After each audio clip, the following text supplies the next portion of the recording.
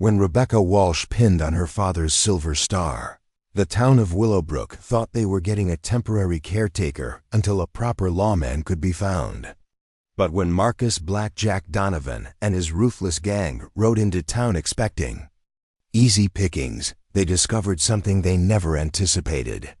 This wasn't just any sheriff standing between them and their biggest score yet. This was a woman who had been preparing for this moment her entire life, and she was about to prove that courage doesn't depend on gender, only on the strength of one's convictions. Before we jump back in, tell us where you're tuning in from. And if this story touches you, make sure you're subscribed, because tomorrow, I've saved something extra special for you. This is a story about breaking barriers, standing alone against impossible odds, and showing the world that true authority comes not from who you are, but from what you're willing to fight for. The Nevada Territory's sun beat down mercilessly on the dusty streets of Willowbrook as Rebecca Walsh adjusted the weight of her father's Colt revolver on her hip. At 26, she possessed an unusual combination of determination and deadly accuracy that had kept the peace in this former mining town for the past 3 months. Her appointment as sheriff had been born of necessity rather than progress when Deputy James Mitchell took a bullet in the shoulder during a bank robbery attempt, and her father, Sheriff Thomas Walsh, had succumbed to pneumonia just days later. The town council had reluctantly agreed to let Rebecca serve temporarily, mainly because no qualified man had stepped forward for the dangerous position. What they hadn't expected was how naturally she took to the work. Where her father had ruled through intimidation and the occasional display of force, Rebecca brought a sharp intellect and an uncanny ability to read people that often prevented conflicts before they escalated. She had grown up in Willowbrook, watching her father maintain order through the wild mining boom, years when silver flowed from the nearby mountains like water. Those days were long past now, but the town had found new life as a supply stop for ranchers and travelers heading west on the old Spanish Trail. The railroad connection to Carson City brought steady commerce, and families had begun to settle permanently rather than just passing through in search of quick fortune. But with prosperity came new dangers. Word had spread throughout the territory that Willowbrook's bank held significant deposits from the surrounding ranches, and that its law enforcement consisted of a single woman sheriff. To men like Marcus Donovan, that combination represented an irresistible opportunity. Rebecca had heard the rumors about Blackjack Donovan's gang for weeks. They had been working their way through smaller settlements across Nevada and Eastern California, hitting banks and disappearing into the vast desert before any organized pursuit could be mounted. Their pattern was always the same. They would study a town for days, identify the easiest targets, and strike with overwhelming force that left local lawmen either dead or too terrified to follow. What made Donovan particularly dangerous wasn't just his willingness to use violence, but his intelligence. Unlike many outlaw leaders who relied purely on brutality, Blackjack planned his operations with military precision. He had served as a cavalry sergeant during the war, and those skills had translated seamlessly into his criminal career. His gang wasn't just a collection of desperate men. They were a disciplined unit that moved and fought with coordination that most posses couldn't match. Rebecca understood that if Donovan chose Willowbrook as his next target, she would be facing the most serious challenge of her brief law enforcement career. The nearest territorial marshal was 3 days away in Carson City and the surrounding towns were too distant to provide timely assistance. She would be alone, just as her father had been alone during the worst days of the mining troubles.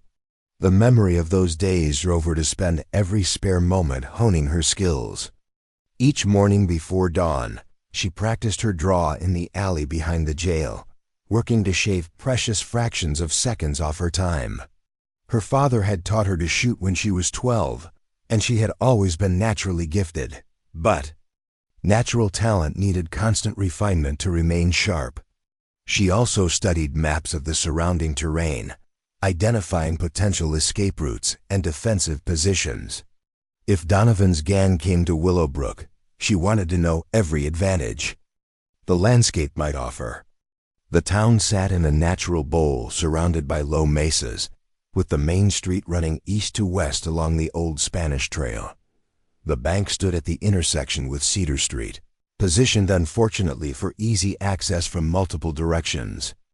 Dr. Margaret Hayes, one of the few people in town who fully supported Rebecca's appointment, often found her studying these maps in the evening hours. The doctor was herself an unusual figure in Willowbrook, having arrived 2 years earlier when her husband died suddenly, leaving her to continue his medical practice alone. She understood better than most the challenges Rebecca faced as a woman in a traditionally male profession. "You're preparing for war," Dr. Hayes observed one evening, finding Rebecca poring over a detailed survey map by lamplight in the sheriff's office. "Preparing and narrating this story took us a lot of time, so if you are enjoying it, subscribe to our channel. It means a lot to us. Now back to the story." "I'm preparing for the possibility of war," Rebecca corrected, not looking up from the paper. "There's a difference between paranoia and prudent planning." "Your father never spent this much time studying maps," the doctor noted, settling into the chair across from Rebecca's desk.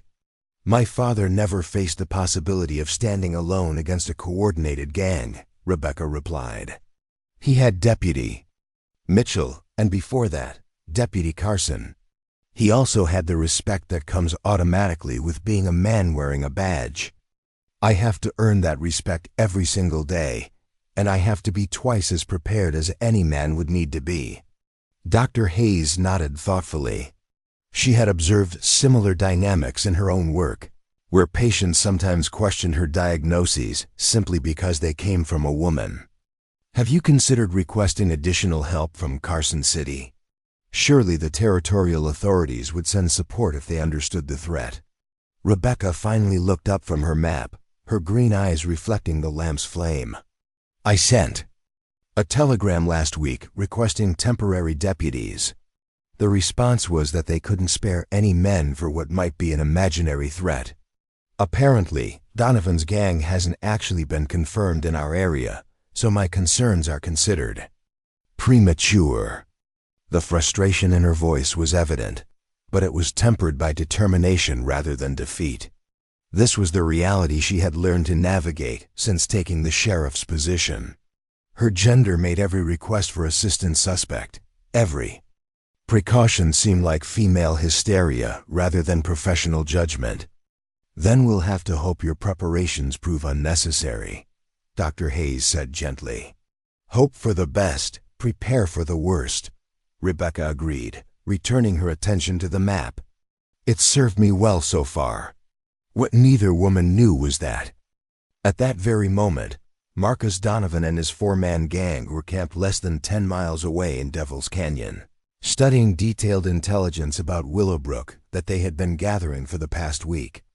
Tommy Garrett, the youngest and most impulsive member of the gang, had spent 3 days in town posing as a drifter looking for work, mapping every building and counting every potential witness. Banks got at least $5,000 in deposits. Garrett reported to the others around their carefully concealed campfire. Maybe more. Ranchers have been bringing in money from cattle sales, and the railroad payroll came through yesterday. Frank Morrison, whose scarred face had earned him his nickname, spat into the fire, causing it to hiss. "What about law enforcement?" "Still just the woman?" "Sheriff Rebecca Walsh," Garrett confirmed. "Town calls her Sheriff Becca, though not to her face. She's got no deputies, no backup, nothing. Word is she's handy with a gun, but she's still just one person." Eddie Calhoun, the gang's tracker and scout, looked up from cleaning his rifle. "Something feels off about this. Why would a town leave itself so vulnerable? It's like they're inviting trouble." "Because they don't have a choice," Donovan interjected, his voice carrying the authority that kept his men in line. "Their last sheriff died, their deputies laid up with a bullet wound, and no man wants to risk his life for the salary they're offering. The woman is a placeholder, nothing more." Jake Rivers, barely 20 and desperate to prove himself to the older outlaws, leaned forward eagerly. "So we hit them tomorrow? Bank should be full up after market day." Donovan studied his men carefully before responding. This would be their biggest score yet, but something about the situation nagged at him. In his experience, when something seemed too easy, it usually was. "We'll watch for one more day. I want to see how this Sheriff Walsh handles herself during normal business. Eddie, you and Tommy take shifts observing the town. Frank, check our escape routes again. Jake, make sure all our weapons are clean and ready." "You expecting trouble from one woman?" Morrison asked with a sneer. "I'm expecting trouble because that's how you stay alive in this business," Donovan replied sharply. "The moment you underestimate anyone, man or woman, is the moment they put you in the ground. We'll move when I'm satisfied we understand exactly what we're dealing with." Back in Willowbrook, Rebecca was experiencing the restless sleep that had become common.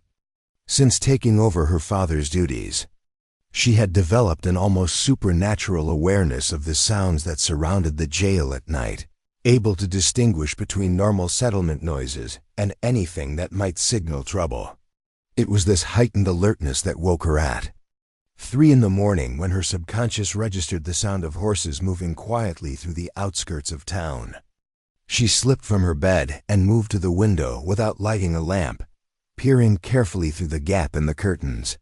The main street appeared empty, but something had definitely disturbed the usual pattern of night sounds.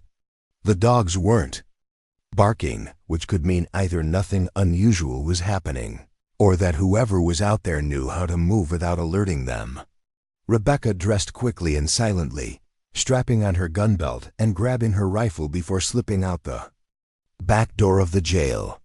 She had memorized every shadow and hiding place in Willowbrook during her nightly patrols, and now she used that knowledge to move through the town like a ghost, checking each potential vantage point where someone might observe the bank or other potential targets. It took her nearly an hour of careful searching before she found the evidence she was looking for. In the soft dirt behind Thompson's livery stable, she discovered fresh horse tracks that didn't match any of the animals currently housed there. The tracks showed that at least 2 riders had spent considerable time in the location, and the positioning suggested they had been watching the bank from across the street. She followed the tracks as far as she could in the darkness, but they led toward the desert where the rocky ground made pursuit impossible without daylight. Still, the discovery confirmed what her instincts had been telling her for days. Someone was indeed watching Willowbrook, and given the rumors about Donovan's gang, the identity of those watchers seemed clear.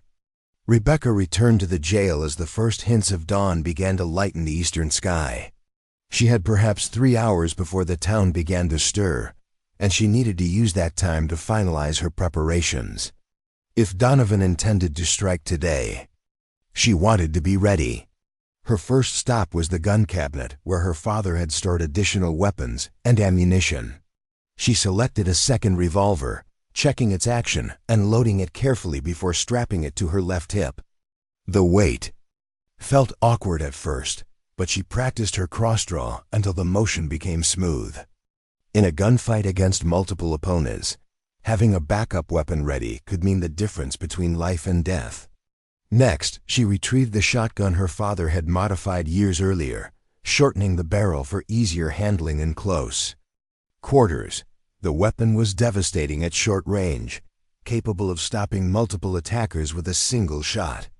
She loaded it with buckshot and propped it within easy reach behind the sheriff's desk. Rebecca then wrote a detailed letter explaining her suspicions about Donovan's gang and her preparations for their likely attack. She sealed the letter and addressed it to the territorial marshal in Carson City, placing it prominently on her desk where it would be found if the worst happened.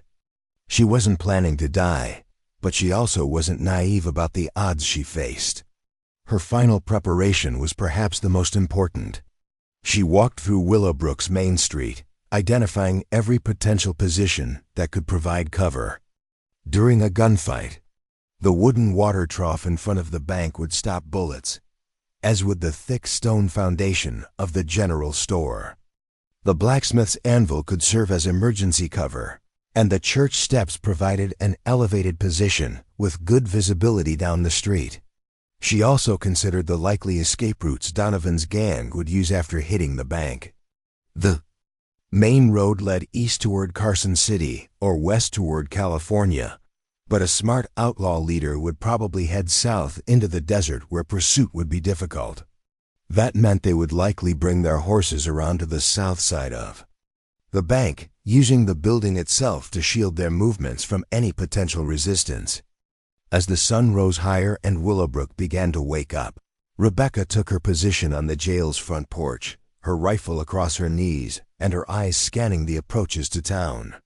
To anyone watching, she appeared to be conducting a routine morning patrol, but every sense was alert for signs of the approaching storm. Henry Thompson emerged from his saloon, beginning his daily ritual of sweeping the front walkway. He nodded to Rebecca as he worked, and she noticed his movements seemed more nervous than usual. Other townspeople appeared for the start of another business day, but their interactions struck her as subdued, almost fearful. "Morning, Sheriff," called Mayor Charles Whitman as he approached the jail. "Quiet night?" Rebecca studied the mayor's face carefully before responding. Whitman was a good man, but he had opposed her appointment and made no secret of his desire to replace her with a male sheriff as soon as possible. Still, he deserved to know what might be coming. "Not as quiet as it appeared," she replied carefully. "I found evidence of riders watching the town during the night. Fresh tracks behind Thompson's place, positioned to observe the bank." Whitman's face paled slightly. "You think it might be this Donovan gang everyone's been talking about?" "It's possible," Rebecca acknowledged. "I think you should consider closing the bank today and advising people to stay indoors. If I'm right about who was watching us, today might be the day they decide to act." The mayor looked skeptical, his expression suggesting he thought Rebecca might be overreacting. "Closing the bank would cause panic, Sheriff. And if you're wrong, it would hurt business and make the town council question your judgment even more than they already do." Rebecca felt a familiar surge of frustration at the implication that her concerns weren't being taken seriously because of her gender. "Mayor, I've been tracking potential threats for weeks. The evidence I found last night is real, and the pattern matches everything we know about how Donovan's gang operates. I'm not asking you to evacuate the town, just to take reasonable precautions." "What would you do if you were a man in this position?" Whitman asked bluntly. The question hung in the air between them, loaded with all the doubts and prejudices that Rebecca had been fighting since taking the job. She met the mayor's gaze steadily, her voice calm but firm when she answered. "If I were a man, you wouldn't be questioning my judgment right now. You'd be helping me prepare the town's defenses instead of worrying about whether I'm seeing threats that don't exist." Whitman had the grace to look embarrassed, but he didn't back down from his position. "The bank stays open, Sheriff, but I'll make sure word gets around that people should be extra cautious today." As the mayor walked away, Rebecca returned her attention to watching the approaches to town. She had done everything she could to prepare for what was coming. Now all she could do was wait and hope that when the moment arrived, her preparations would be enough to protect the people who depended on her, whether they respected her authority or not. The morning passed slowly, with Rebecca maintaining her vigil from various positions around town. She alternated between the jail, the bank, and strategic points that would give her the best view of potential approach routes. Each time she moved, she made sure to project calm confidence, not wanting to alarm the townspeople unnecessarily, but also ensuring that any watchers would see that Willowbrook's sheriff was alert and ready. Around mid-morning, Dr. Hayes approached, carrying her medical bag. "Making extra rounds today?" she asked, falling into step beside Rebecca as she walked toward the bank. "Just being thorough," Rebecca replied. "How's Deputy Mitchell's shoulder healing?" "Slowly but well. He's frustrated about being laid up during a time like this. Keeps asking if you need help, even though he can barely lift his right arm. Rebecca smiled grimly. I appreciate the thought, but a wounded deputy would be more liability than asset right now. Better that he focuses on recovering fully. They had reached the front of the territorial bank, and Rebecca paused to study the building's facade once more. The large front windows would provide good visibility from inside, but they also represented vulnerability if shooting started. The thick wooden doors could stop most bullets, but they would also trap anyone inside if the building were surrounded. Rebecca, Dr. Hayes said quietly, you're really expecting trouble today, aren't you? I'm expecting the possibility of trouble, Rebecca corrected. There's a difference, though I'll admit the possibility seems to be growing stronger by the hour. As if summoned by her words, a dust cloud appeared on the eastern horizon, moving steadily toward Willowbrook. Rebecca shaded her eyes with her hand, trying to count the riders creating the disturbance. After a few moments, she could make out 5 horses moving at a purposeful but unhurried pace directly toward the town center. Dr. Hayes, Rebecca said calmly, I think you should return to your office and prepare for potential casualties. Lock your doors and don't open them for anyone except me or someone you absolutely trust. The doctor's eyes widened as she followed Rebecca's gaze toward the approaching riders. Are you certain those are the men you've been expecting? No, Rebecca admitted, but I'm not taking any chances. Please, get to safety now. As Dr. Hayes hurried toward her office, Rebecca walked deliberately toward the center of town, her hand resting casually on her right-hand revolver. The approaching riders were close enough now that she could begin to make out details. 5 men, well-armed, moving with the kind of coordinated purpose that spoke of military training or extensive criminal experience. This was it. Everything she had prepared for was about to be tested, and the next few minutes would determine not only her own fate, but the safety of everyone in Willowbrook who was counting on her to stand between them and the approaching danger. Part 2. Marcus Donovan rode at the head of his gang with the easy confidence of a man who had never met serious resistance. Behind him, Tommy Garrett fidgeted in his saddle, eager for action after days of reconnaissance. Frank Morrison kept his scarred face impassive, his cold eyes scanning the buildings ahead for any signs of prepared defense. Eddie Calhoun maintained his position slightly to the left, ready to peel off and secure their escape route as planned. Jake Rivers brought up the rear, his youth evident in the way he checked and rechecked his weapons. As they approached Willowbrook's main street, Donovan raised his hand in a subtle signal, and the gang spread into their predetermined formation. To any casual observer, they appeared to be ordinary travelers arriving in town for supplies or rest. Only their synchronized movements and the way their hands remained close to their weapons betrayed their true purpose. Rebecca watched their approach from her position near the bank, every instinct screaming that these were the men she had been expecting. Their leader sat his horse with military bearing, and the way the others deferred to his signals confirmed her suspicions about their organization and discipline. She had perhaps 2 minutes before they reached the bank, and she needed to use that time wisely. Moving with deliberate calm, Rebecca stepped into the middle of the street, positioning herself directly between the approaching gang and the bank entrance. Her stance was relaxed but ready, feet slightly apart for balance, right hand near her weapon but not touching it. To the gang, she would appear to be a lone obstacle, easily swept aside. What they couldn't see was the shotgun she had positioned within quick reach behind a nearby water trough, or the spare ammunition she had distributed at strategic points along the street. Donovan slowed his horse as he recognized the star on Rebecca's chest, his dark eyes assessing this unexpected opposition. He had expected to find either no law enforcement at all, or perhaps a nervous deputy who could be intimidated into cooperation. Instead, he faced a woman who showed no sign of fear or uncertainty, despite being outnumbered 5-1.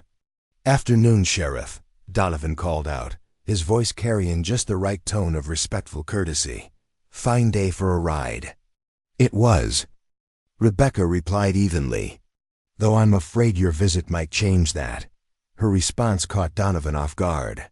Most lawmen, when faced with overwhelming odds, tried to bluff or negotiate. This woman seemed to be stating a simple fact as if the outcome of their encounter was already determined in her mind. Not sure I take your meaning, Donovan continued, though his hand drifted closer to his gun. We're just travelers looking to conduct some business in your fine town. Your business being robbery and murder, Rebecca stated without emotion. Marcus Donovan, wanted in 3 territories for bank robbery, cattle rustling, and the killing of at least 7 lawmen. The casual identification of their leader sent a ripple of tension through the gang. Tommy Garrett's hand twitched toward his weapon before Donovan's sharp look stopped him. Frank Morrison shifted in his saddle, calculating angles of fire. Eddie Calhoun began edging his horse toward the planned escape route. Only Jake Rivers seemed frozen by the unexpected turn of events. You seem to have me confused with someone else, Donovan said, though his pretense of civility was wearing thin. Perhaps we should discuss this misunderstanding somewhere more private. No misunderstanding, Rebecca replied. I've been tracking your movements for weeks. Your pattern is always the same. Scout for several days, identify the easiest target, strike with overwhelming force, and disappear into the desert. The problem is, Willowbrook isn't going to be as easy as your previous targets. Donovan's facade finally dropped completely, revealing the cold calculation beneath. 1 woman against 5 armed men. I'd say those odds favor us considerably, would you? Rebecca asked, and for the first time she smiled. It wasn't a pleasant expression. Let me share some information you might have missed during your reconnaissance. My father was Sheriff Thomas Walsh, who kept the peace here during the worst of the mining troubles. He taught me to shoot before I could properly read, and I've been practicing every day since I pinned on this star.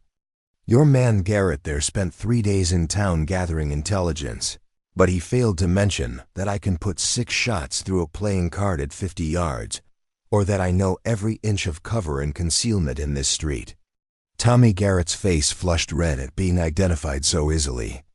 His hand moved decisively toward his gun, but Rebecca was already in motion. Her Colt appeared in her hand with breathtaking speed, the hammer cocking as it cleared leather. The sound of that mechanical click seemed unnaturally loud in the sudden silence. I wouldn't, Rebecca said quietly, her weapon trained steady on Garrett's chest. You're fast, but you're not faster than a gun that's already drawn. The standoff stretched for long seconds, with neither side willing to make the first move that would trigger the inevitable violence. Donovan studied Rebecca's face, looking for any sign of weakness or uncertainty.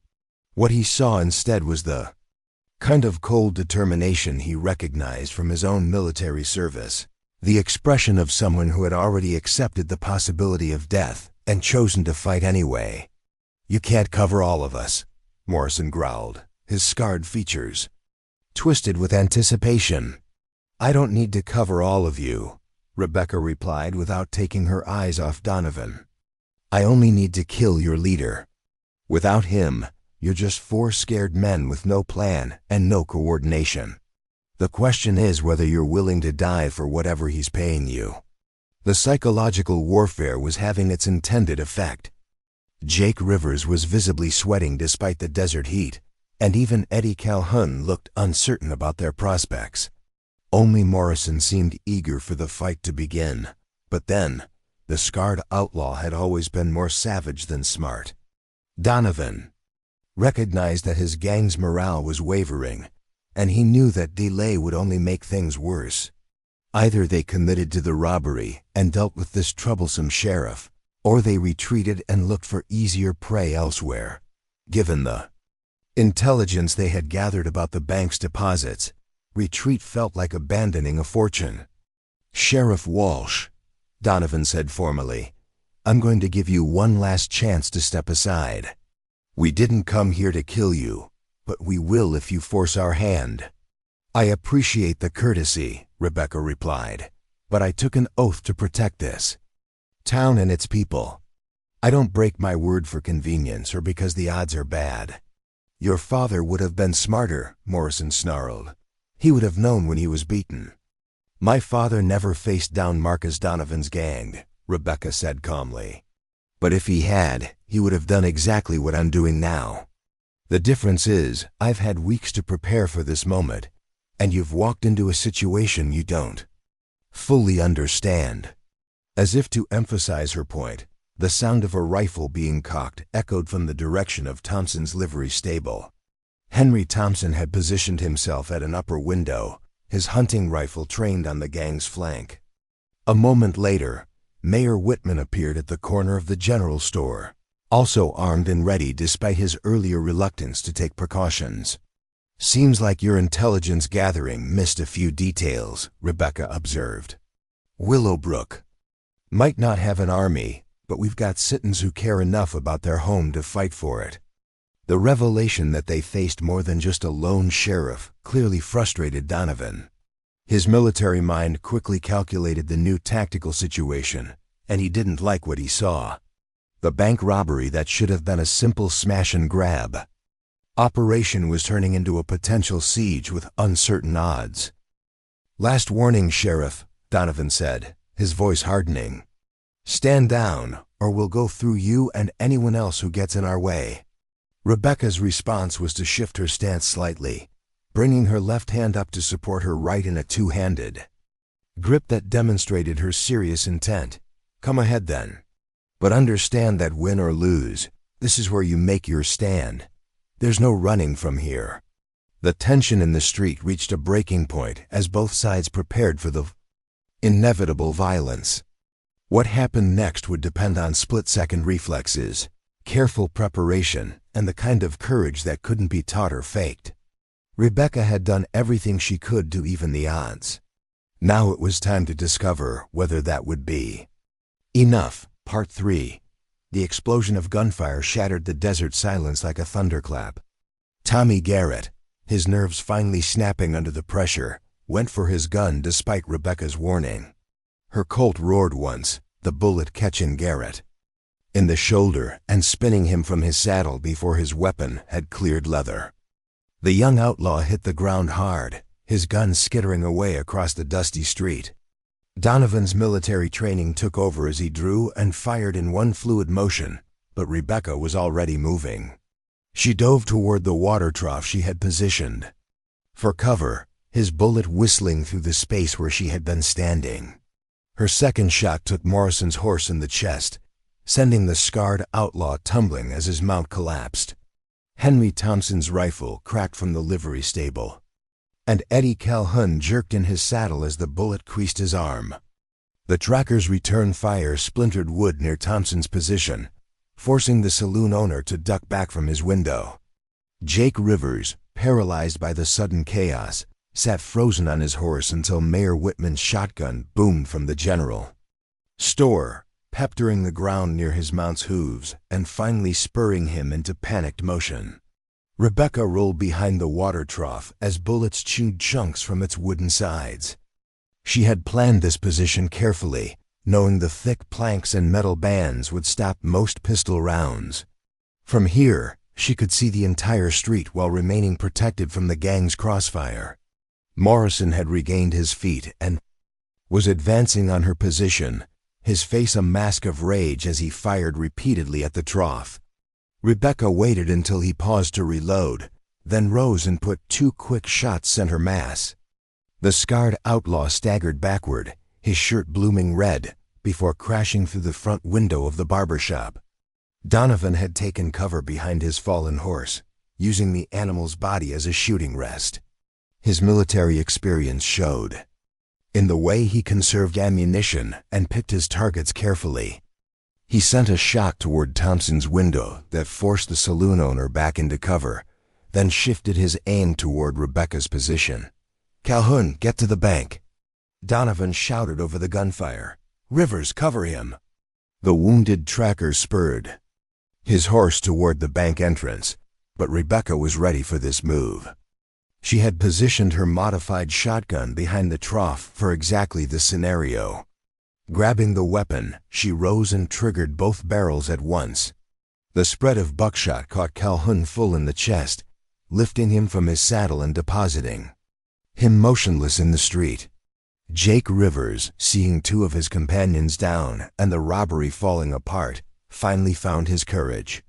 He charged directly at Rebecca's position, firing wildly as his horse thundered forward. His shots went wide, panic destroying his accuracy, but the sheer audacity of the frontal assault caught Rebecca by surprise. She threw herself sideways as Rivers' horse leaped the water trough, the young outlaw's gun barking inches from her head. Rolling to her feet, Rebecca drew her second revolver and fired upward into Rivers as he tried to wheel his mount around. The bullet found its mark, and the youngest member of Donovan's gang slumped forward over his horse's neck before sliding to the ground. The street fell suddenly quiet except for the groans of wounded men and the nervous stamping of frightened horses. Rebecca crouched behind the trough, reloading both revolvers with practiced efficiency. Her ears rang from the gunfire, but her mind remained clear and focused. 4 of the 5 gang members were down, but their leader remained dangerous. "Donovan," she called out, "it's over. Your men are finished. Surrender now, and you'll live to stand trial." "Like hell," came the reply from behind the dead horse. "I've got nothing to lose now, Sheriff. Either I finish this job or I die trying." Rebecca heard the sound of Donovan reloading his weapon, the metallic clicks carrying clearly in the desert air. She knew he was right about having nothing to lose. With his gang destroyed and his reputation ruined, capture would mean the gallows. That made him more dangerous than ever, because a man with no hope was capable of anything. Mayor Whitman appeared at the corner of the general store, his shotgun reloaded and ready. "Sheriff, you all right?" "Stay back, Mayor," Rebecca warned. "He's still got fight left in him." As if to prove her point, Donovan's voice rang out across the street. "I've got enough ammunition to keep this going all day, Sheriff. Question is, how many of your precious townspeople are you willing to see hurt before this ends?" The threat was real and immediate. Donovan could see Thompson's position at the livery stable, and he had a clear shot at Mayor Whitman if the man showed himself again. Rebecca realized that the longer this standoff continued, the more likely it became that innocent people would be caught in the crossfire. She needed to end this quickly and decisively, but Donovan's position behind the horse gave him excellent cover and good fields of fire. A direct assault would be suicide, and trying to outflank him would expose her to his aim for too long. What she needed was a way to force him into the open where her superior marksmanship could decide the fight. The answer came to her as she studied the layout of the street. Donovan's horse had fallen directly in front of the bank, blocking the entrance but also creating a dead space behind the building where someone could move unseen. If she could reach that position, she could circle around and catch him from an unexpected angle. "Donovan," she called out, "you're a military man. You know tactics. Look around you. 4 of your best men are down. You're outnumbered and outgunned, and you've got no escape route. This isn't strategy anymore, it's just stubborn pride." "Maybe." "So," Donovan replied, "but pride is all I've got left. Your daddy might have been smart enough to make a deal, but you're too young and too righteous to understand when you're beaten." Rebecca felt a flash of anger at the reference to her father, but she used that emotion to fuel her determination rather than cloud her judgment. Donovan was trying to provoke her into making a mistake, and she wouldn't give him that satisfaction. "Keep talking," she called back, even as she began to move. "Tell me more about how my father would have handled this." Using Donovan's voice to mask the sound of her movement, Rebecca slipped away from the water trough and began working her way toward the rear of the bank. The building sat on a slight rise, and she had to crawl the last 20 yards to avoid being seen from the street.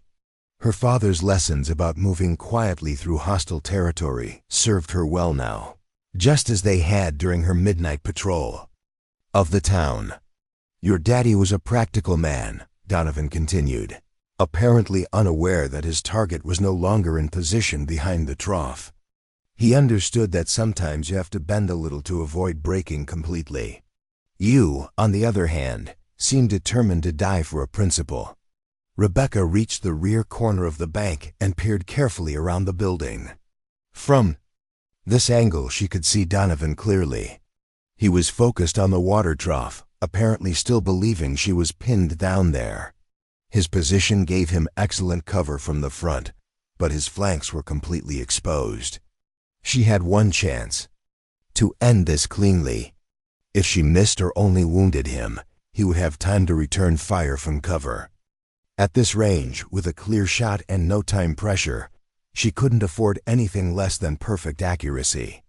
Rebecca steadied her revolver against the corner of the building and drew a careful bead on Donovan's center mass. Her breathing slowed.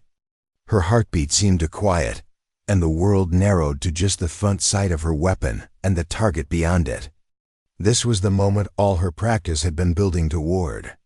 "Last chance, Donovan," she called out, wanting to give him one final opportunity to surrender. The outlaw leader spun toward the sound of her voice, his gun swinging around to meet this new threat. But Rebecca was already squeezing the trigger, and her shot was true. The bullet struck Donovan in the chest, staggering him backward against the dead horse. His return shot went wide, kicking up dust several feet to Rebecca's left. Donovan looked down at the spreading red stain on his shirt with something almost like surprise. When he raised his eyes to meet Rebecca's gaze, there was a grudging respect in his expression. "Well played, Sheriff," he managed before his strength finally failed him and he slumped to the ground beside his fallen horse. Part 4. The silence that followed the final gunshot seemed to stretch for hours, though it could only have been seconds. Rebecca remained in position, her weapon trained on Donovan's motionless form, until she was certain the threat had ended. Only then did she allow herself to step into the open, her boots crunching on broken glass and spent cartridge cases as she approached the scene of the battle. Tommy Garrett was still alive, clutching his wounded shoulder and moaning softly. Jake Rivers had also survived, though he was unconscious and bleeding heavily from Rebecca's shot. Morrison and Calhoun were clearly beyond help, and Donovan's eyes stared sightlessly at the Nevada sky. The street looked like a battlefield, which in many ways it had been. Henry Thompson emerged from the livery stable, his rifle still ready, but pointed safely downward. "Sheriff, that was the finest piece of shooting I've ever witnessed. Your father would have been proud." Mayor Whitman appeared from behind the general store, his face pale but determined. "Is it over? Are they all accounted for?" Rebecca nodded, though she kept her revolver in hand as she checked each fallen outlaw. 5 men, just like the report said. 2 alive, 3 dead. We'll need Dr. Hayes to tend the wounded, and someone should ride to Carson City to notify the territorial marshal. "I'll send word immediately," Whitman promised. "The reward money for this gang should be substantial. Between the territorial bounties and the railroad company's offer, you're looking at several $1,000s. The mention of money seemed almost irrelevant to Rebecca after what she had just experienced. She had faced down 5 armed men and emerged victorious, but the cost in human life weighed heavily on her mind. 3 men were dead, and while they had chosen their path as outlaws, she took no pleasure in their deaths. Dr. Hayes arrived with her medical bag, having waited until the shooting stopped as Rebecca had instructed. She knelt beside Tommy Garrett first, examining his shoulder wound with professional efficiency. "This one will live," she announced. "The bullet went clean through without hitting anything vital. He'll have a sore arm for a few weeks, but he'll recover fully." She moved to Jake Rivers next, her examination more thorough due to his unconscious state. "This is more serious. The bullet is still in him, and he's lost quite a bit of blood. I'll need to operate immediately if he's going to survive." "Do what you can for both of them," Rebecca instructed. "They'll stand trial once they're recovered." But I won't have them dying in our jail for lack of medical care. As Dr. Hayes worked to stabilize the wounded outlaws, Rebecca began the grim task of dealing with the aftermath of the gunfight. The 3 dead gang members would need to be moved to the Undertaker's establishment, their weapons and personal effects cataloged as evidence, and their horses secured until the territorial authorities could claim them. Word of the battle spread quickly through Willowbrook, and soon a crowd of townspeople had gathered to witness the scene. Rebecca noticed that many of the same citizens who had questioned her appointment as sheriff now looked at her with obvious respect and admiration. The successful defense of their town had proven her competence in a way that months of routine law enforcement could never have accomplished. "Sheriff Walsh," called out Martha Stevens, the bank president's wife, "we owe you a debt we can never repay. Without your courage, those men would have cleaned out our bank and probably killed anyone who tried to stop them." Similar expressions of gratitude came from other townspeople, but Rebecca found herself uncomfortable with the praise. She had done her job, nothing more and nothing less. The fact that her job had required her to kill 3 men was something she would have to live with, but it wasn't something to celebrate. "I appreciate your words," Rebecca replied to the crowd, "but this is what we hired me to do. Protect the town and its people. I'm just glad we were prepared when the threat finally materialized." Judge William Porter, who had arrived on the morning stage from Carson City, approached Rebecca with obvious concern. "Sheriff, I've been hearing about this gunfight since I got off the coach. 5 armed outlaws against 1 woman sheriff? That's either the bravest thing I've ever heard of or the most foolish." "Maybe both," Rebecca admitted, "but it was necessary. They weren't going to be talked out of robbing our bank, and help from Carson City was too far away to matter. It came down to making a stand or letting them have their way." The judge nodded thoughtfully. "I've known your father for years, Sheriff Walsh. He was a good lawman and a brave man, but I think even he would have been impressed by what you accomplished here today. You've proven that Willowbrook is in capable hands." The validation from Judge Porter meant more to Rebecca than all the other praise combined. Porter was a respected figure in territorial law enforcement, and his opinion carried weight throughout Nevada. If he endorsed her actions, it would go a long way toward silencing any remaining critics of her appointment. As the day wore on, Rebecca found herself dealing with the administrative aftermath of the gunfight. There were reports to write, evidence to catalog, and testimony to record from the witnesses. The territorial marshal would want a complete accounting of the incident, and she was determined to provide documentation that would satisfy even the most demanding review. Dr. Hayes reported that both surviving outlaws were stable, though Jake Rivers remained unconscious. Tommy Garrett was awake and talking, though he refused to provide any information about other gang members or criminal associates. Rebecca wasn't surprised by his silence. Professional outlaws rarely cooperated with law enforcement, even when facing certain conviction. "What will happen to them?" Dr. Hayes asked as she cleaned up after treating the wounded men. "They'll be transported to Carson City for trial once they're able to travel," Rebecca explained. "With the witnesses we have and the evidence we've gathered, conviction is virtually certain. Garrett will probably get 10 to 15 years for armed robbery and attempted murder. Rivers faces similar charges, plus whatever other crimes the territorial authorities can prove against him." "And the reward money the mayor mentioned?" Rebecca shrugged. "That's not why I took this job. If there's reward money, it should go toward improving the town's defenses or helping the families of any deputies we might hire in the future." Her attitude toward the financial reward was typical of her approach to law enforcement.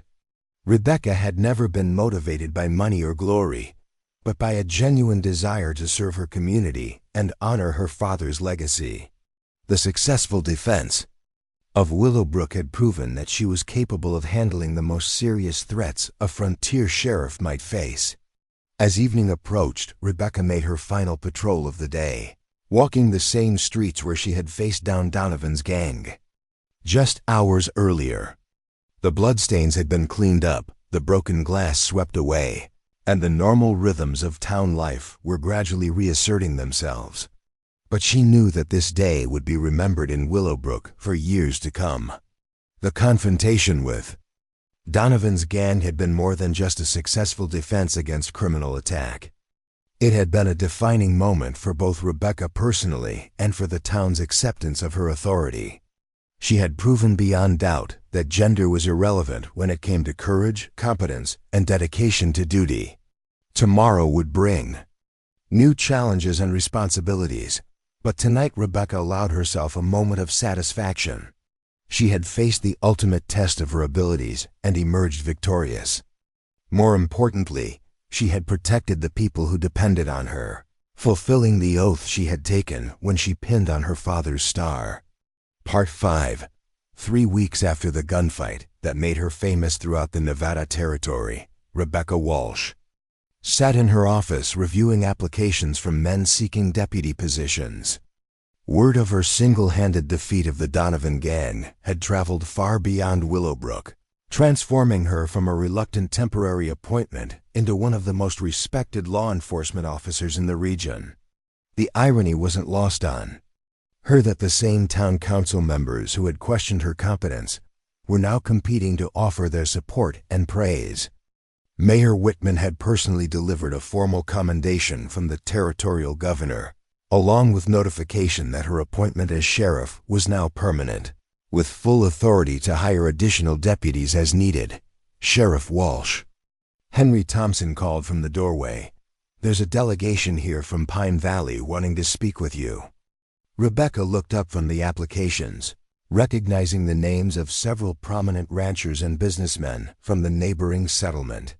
Pine Valley had been struggling with their own outlaw problems, and she suspected she knew why they had come calling.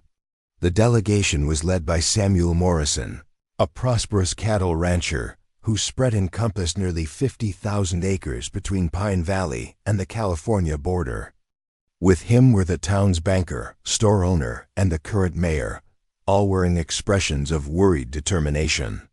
"Sheriff Walsh," Morrison began, removing his hat respectfully, "we've come to ask for your help with the situation that's got our whole community scared. We've been hearing about rustlers and road agents working the area between our town and yours, and frankly, we don't have the law enforcement resources to deal with organized criminals."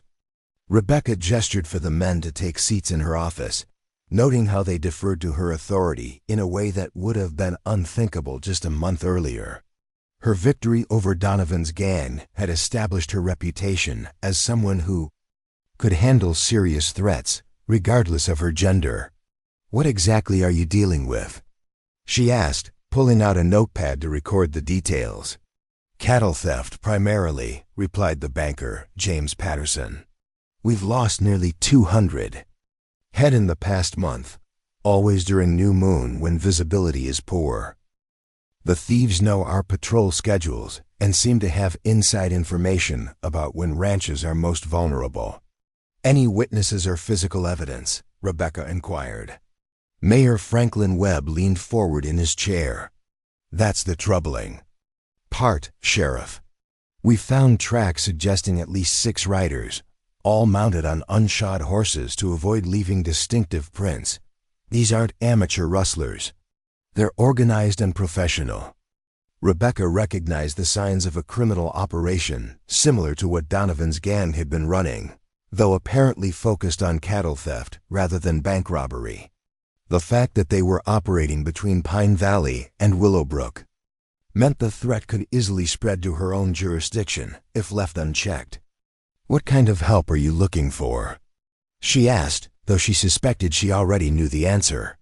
Samuel Morrison cleared his throat before responding. "We'd like to request your assistance in organizing a joint law enforcement effort. Pine Valley would be willing to contribute financially to hiring additional deputies who could patrol both areas. We've heard you're looking to expand your force anyway." The proposal made tactical sense from Rebecca's perspective.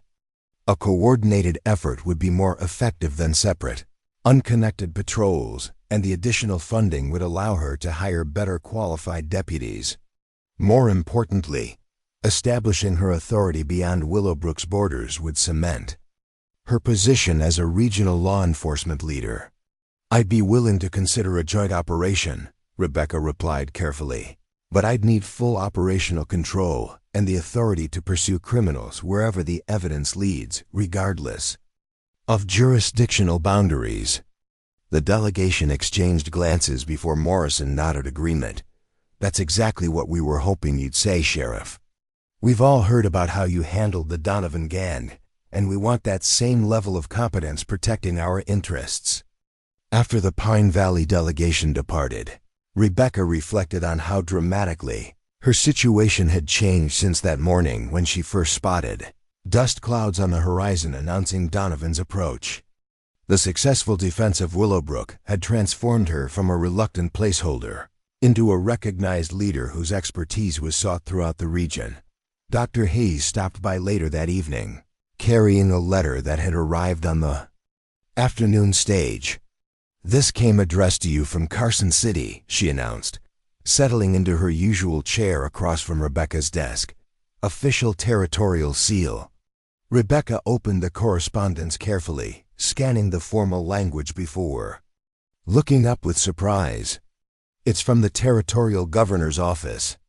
They're offering me the position of Regional Sheriff for the entire Silver Ridge District, with authority over law enforcement in 6 counties. "That's quite an honor," Dr. Hayes observed, "and quite a responsibility. Are you interested?" "I'm not sure," Rebecca admitted honestly. "The position would mean leaving Willowbrook, at least as my primary base of operations. This town gave me my chance when no one else would, and I'm not eager to abandon the people who supported me. On the other hand," the doctor pointed out, "accepting the regional position would put you in charge of law enforcement across a much larger area. Think of how many communities would benefit from your experience and competence." The decision represented a classic dilemma between loyalty to her current community and the opportunity to serve a greater good. Rebecca had always believed that effective law enforcement required deep knowledge of local conditions and personal relationships with the people being protected. Could she maintain that effectiveness across 6 counties? Her contemplation was interrupted by the arrival of Deputy James Mitchell, recently returned to duty after recovering from his shoulder wound. His arm was still weak, but Dr. Hayes had cleared him for light duties, and Rebecca was grateful to have experienced help. "Sheriff," Mitchell reported, "I've just received word from our contacts along the old Spanish Trail. There's been another large cattle theft, this time from the Davidson Ranch near Pine Valley. 25 head taken sometime last night, same pattern as the previous incidents."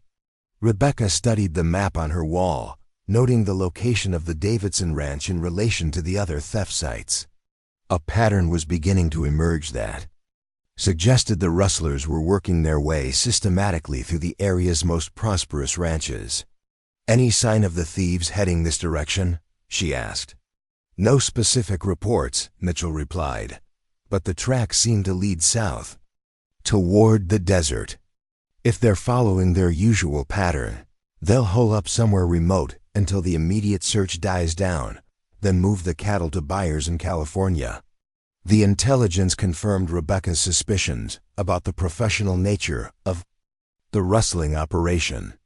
These weren't desperate men stealing a few head for quick money.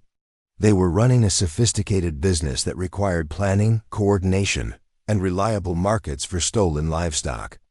"Mitchell," she decided, "send word to Pine Valley that we'll begin joint patrols starting tomorrow. I want you to coordinate with their local contacts and establish a regular schedule that covers the most likely target areas." "Yes, ma'am," the deputy acknowledged. "What about the regional sheriff position? Are you planning to accept the governor's offer?" Rebecca looked at the official letter again, weighing the opportunity it represented against her commitment to Willowbrook and the surrounding communities. The position would certainly advance her career and expand her influence, But it would also take her away from the hands-on law enforcement work that she genuinely enjoyed. "I haven't decided yet," she replied finally. "But whether I take the regional position or not, we're going to solve this rustling problem first. The people of Pine Valley asked for our help, and we're going to give it to them."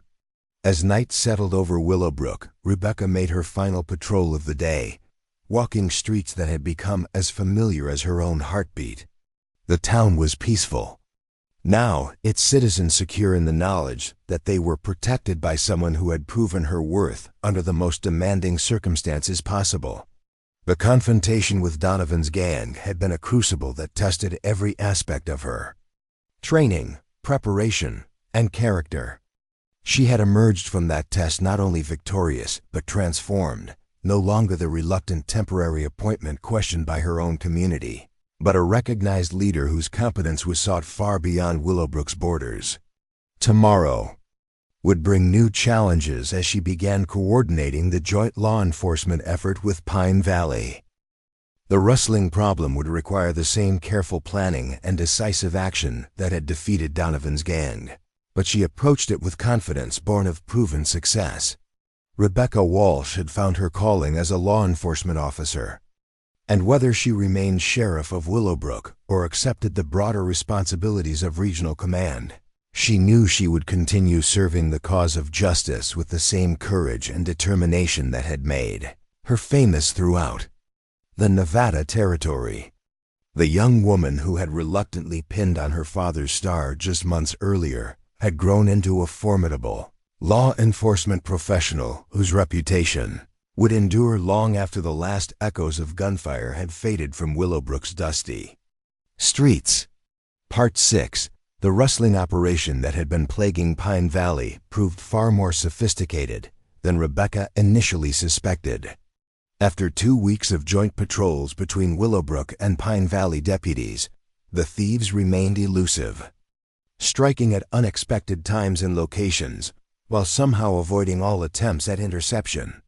Their knowledge of local terrain and ranching schedules suggested either extensive reconnaissance or inside information from someone within the community. Rebecca stood in the pre-dawn darkness at the edge of the Davidson Ranch, studying the ground where 25 head of prime cattle had vanished 3 nights earlier. Deputy Mitchell crouched beside her, holding a lantern low to illuminate the churned earth without destroying the evidence they sought. "Tracks here show at least 8 riders," Mitchell reported, his voice barely above a whisper in the desert silence. "They came from the north, gathered the cattle quickly, and headed south toward Devil's Canyon. Professional work, no wasted motion." Rebecca nodded, her experienced eye reading the story written in the disturbed soil. The rustlers had moved with military precision, dividing their force to surround the herd while maintaining security against potential discovery. One set of tracks showed a rider positioned as a lookout on higher ground, confirming her suspicion that this was no random theft but a carefully planned operation. They knew exactly which animals to take, she observed, noting how the thieves had selected only the finest cattle while leaving older or inferior stock untouched. Someone provided them with detailed information about the Davidson herd's composition. Samuel Morrison emerged from the ranch house, his weathered face grim in the lantern light. "Sheriff, I've been thinking about what you said regarding inside information. There's something I should probably mention about our recent hiring practices." Rebecca turned her attention to the rancher, sensing that he was about to reveal something significant. "What kind of hiring practices?" "About 6 weeks ago, a man came through looking for seasonal work. Called himself Bill Carter, claimed to be experienced with cattle drives and range management. We hired him on for temporary help during the branding season." Morrison paused, clearly uncomfortable with the implications of his words. He worked for most of the big ranches in the area before moving on. Said he was heading to California for permanent employment. The timeline Morrison described coincided perfectly with the beginning of the rustling activities. A temporary worker moving between ranches would have access to exactly the kind of information the thieves seemed to possess about herd sizes, locations, and security procedures. Did this Carter leave any personal effects or references that might help us track him down? Rebecca asked. He traveled light, claimed his gear was following by freight wagon, Morrison replied. But now that I think about it, he asked a lot of questions about our security arrangements and patrol schedules. At the time, it seemed like natural curiosity from someone concerned about his own safety. Mitchell looked up from examining the tracks.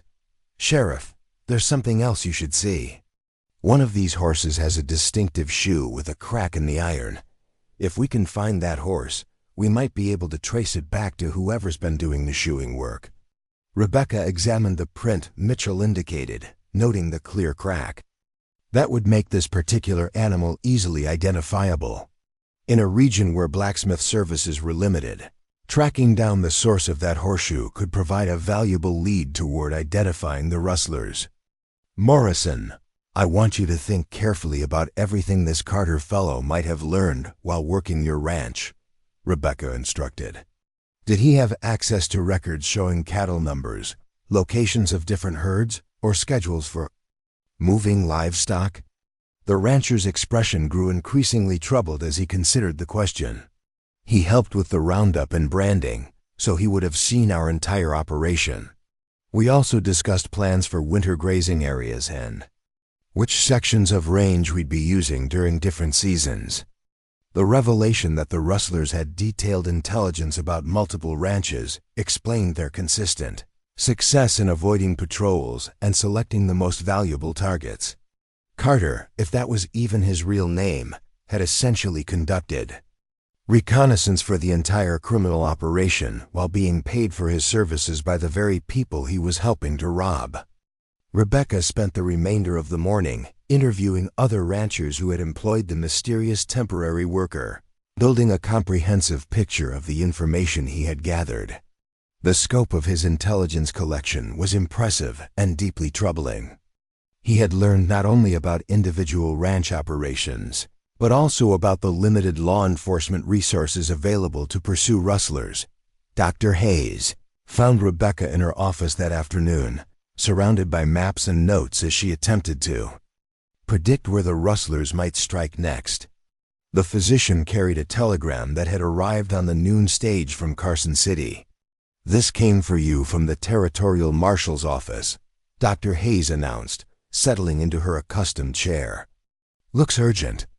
Rebecca opened the message and read it twice before looking up with surprise. They've had similar rustling problems reported from communities as far east as Reno and as far south as Tonopah. The territorial authorities are beginning to suspect we're dealing with a large-scale criminal enterprise, not just local cattle thieves. How large are we talking about? The doctor asked. According to this telegram, over 800 head of cattle have been stolen from various ranches across central Nevada in the past 2 months. The estimated value exceeds $20,000, making this one of the most significant theft operations in territorial history. The magnitude of the criminal enterprise transformed Rebecca's understanding of what they were confronting. This wasn't a small gang of opportunistic rustlers, but a sophisticated organization capable of coordinating activities across hundreds of miles of territory. The implications for law enforcement were staggering, requiring resources and coordination far beyond what any single community could provide. The Territorial Marshal is requesting a meeting with you next week in Carson City, Rebecca continued reading. They want to discuss establishing a special task force to combat organized rustling throughout the region. Dr. Hayes raised an eyebrow. That sounds like exactly the kind of expanded authority the governor was offering when he suggested the regional sheriff position. Rebecca had been thinking the same thing. The rustling crisis was demonstrating the need for law enforcement coordination across jurisdictional boundaries, precisely the kind of challenge that regional authority was designed to address. Whether she had sought the responsibility or not, circumstances were pushing her toward a broader role in territorial law enforcement. Her contemplation was interrupted by the arrival of a dust-covered rider who dismounted outside the jail with obvious urgency. Rebecca recognized him as Tom Bradley, one of the younger hands from the Peterson Ranch north of Pine Valley. "Sheriff Walsh," Bradley called out breathlessly, "Mr. Peterson sent me to find you. The rustlers hit us last night, but this time something went wrong. They left a man behind." Rebecca was on her feet immediately, checking her weapons and grabbing her hat. This was the break they had been waiting for. A captured rustler could provide the intelligence needed to unravel the entire criminal organization. "Mitchell," she called to her deputy, "saddle the horses. We're riding to Peterson's place immediately." The journey to the Peterson Ranch took nearly 2 hours through increasingly rugged terrain. Bradley led them along cow paths and game trails that shortened the distance but made for challenging riding. As they approached the ranch buildings, Rebecca could see signs of the previous night's conflict in the form of scattered equipment and churned earth around the main corral. James Peterson met them at the ranch house, his face bearing fresh bruises and his left arm in a makeshift sling. Despite his injuries, the rancher appeared grimly satisfied as he gestured toward the barn. "We were ready for them this time," Peterson explained. "Posted guards in shifts and kept the best horses close to the house. When they came for the cattle, we were waiting. Any casualties among your men?" Rebecca asked, noting the signs of a serious fight. "2 of my hands. Took minor wounds, but we gave better than we got. Shot one rustler clean out of his saddle, wounded another who managed to escape with the rest of his gang. The one we captured is locked in the tack room, though he's not talking yet." Rebecca felt a surge of anticipation as they approached the barn. After weeks of chasing shadows and following cold trails, they finally had a living source of information about the rustling operation. The success of her investigation might depend on what this prisoner could be persuaded to reveal. The captured rustler was a hard-faced man in his 30s, with the weathered appearance of someone who spent his life outdoors. A bullet wound in his thigh had been roughly bandaged, and his sullen expression suggested he had no intention of cooperating with his captors. "What's your name?" Rebecca asked directly, settling onto a hay bale across from the bound prisoner. "Go to hell," came the predictable reply. Rebecca studied the man's clothing and equipment, looking for clues about his background and associations. His gear was well maintained but showed signs of hard use, and his horse bore a California brand that might provide useful information if properly investigated. "Your friends left you behind," she pointed out calmly. "Shot and captured with no chance of rescue. They showed exactly how much loyalty you can expect from this organization." The rustler's expression flickered slightly, suggesting her words had found their mark. Professional criminals understood the harsh reality that wounded members became liabilities to be abandoned when necessary. "I've got nothing to say to you," he repeated, though with less conviction than before. Rebecca changed her approach, pulling out the notes she had made about the rustling operation's scope and sophistication. "Let me tell you what I already know about your organization. You've been operating across at least 4 counties, stealing cattle worth more than $20,000. Your leader has military training and runs this operation like an army unit. You've got inside information from someone who worked the ranches as a temporary hand, learning security procedures and herd locations." The prisoner's eyes widened slightly as Rebecca recited details that demonstrated how much the law enforcement investigation had already uncovered. His surprise confirmed that the rustlers had underestimated the competence of the opposition they faced. "The territorial authorities are treating this as a major criminal enterprise," Rebecca continued. "That means federal jurisdiction and serious prison time for anyone involved. Your only chance of avoiding a life sentence is to cooperate with our investigation." For the first time since her interrogation began, the rustler appeared to be seriously considering his options. Rebecca could see him weighing the loyalty he owed to his criminal associates against the harsh reality of his own situation. What kind of cooperation are you talking about? He asked finally.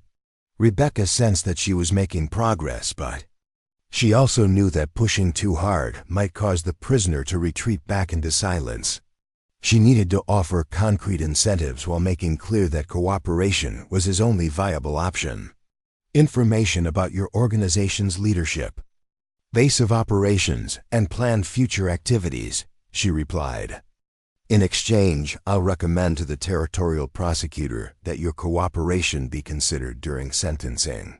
The wrestler remained silent for several minutes, clearly struggling with a decision that would determine the rest of his life. Rebecca waited patiently, understanding that forced confessions were often unreliable, and that genuine cooperation required the prisoner to reach his own conclusion about what served his best interests. The man you're looking for calls himself Colonel Martin Vance, the wrestler said finally. He runs the operation out of a hidden camp in the Funeral Mountains, about 40 miles southeast of here. Most of us don't know his real name or background, but he definitely has military experience. Rebecca felt a surge of excitement at finally learning concrete details about the rustling organization's leadership. The information provided a starting point for investigation and potential action against the criminal enterprise. How many men does Vance have working for him? She asked. 15, maybe 20 counting part-timers and informants. He keeps the operation divided into small groups that don't know much about each other. That way, if someone gets captured, they can't compromise the whole organization. The prisoner's description confirmed Rebecca's assessment of the operations. Sophistication. Compartmentalized criminal organizations were difficult to investigate and even harder to destroy completely. What about this temporary worker who gathered intelligence from the ranches? Rebecca pressed. That's Billy Morrison, Vance's nephew. He's good at getting people to trust him and talk too much about their business. The information he gathered made all our jobs much easier.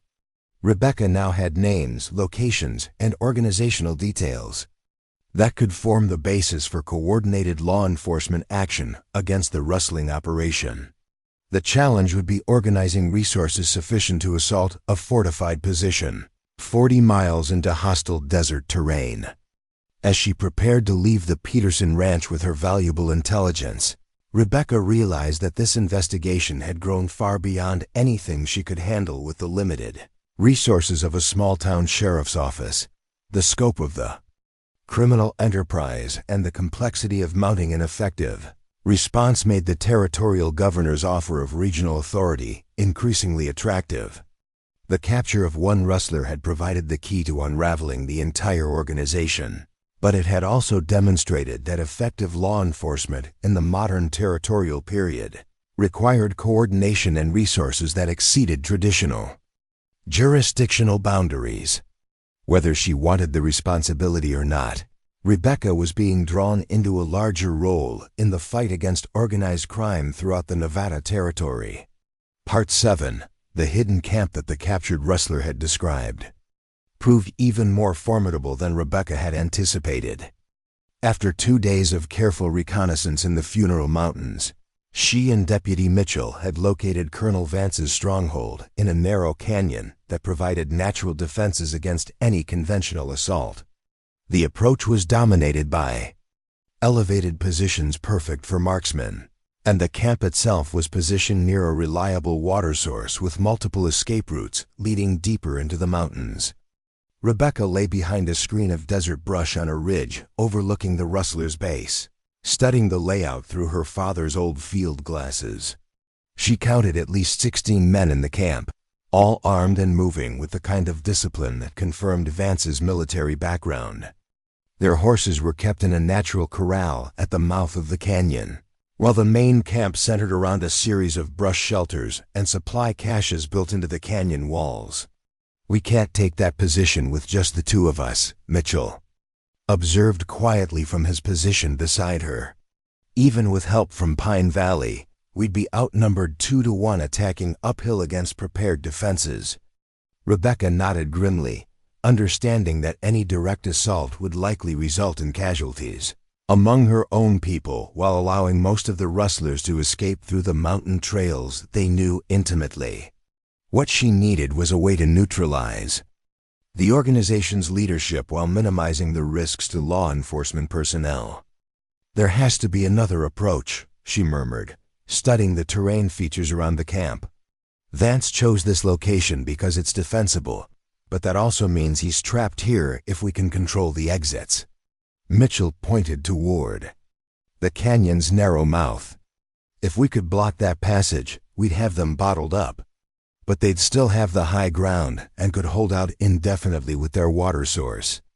Rebecca continued examining the camp through her field glasses, paying particular attention to the rustlers' daily routines and security procedures. Despite their military-style organization, she noticed that they had grown complacent about perimeter security, probably because their remote location had protected them from discovery until now. "Look at their patrol schedule," she said, handing the glasses to Mitchell.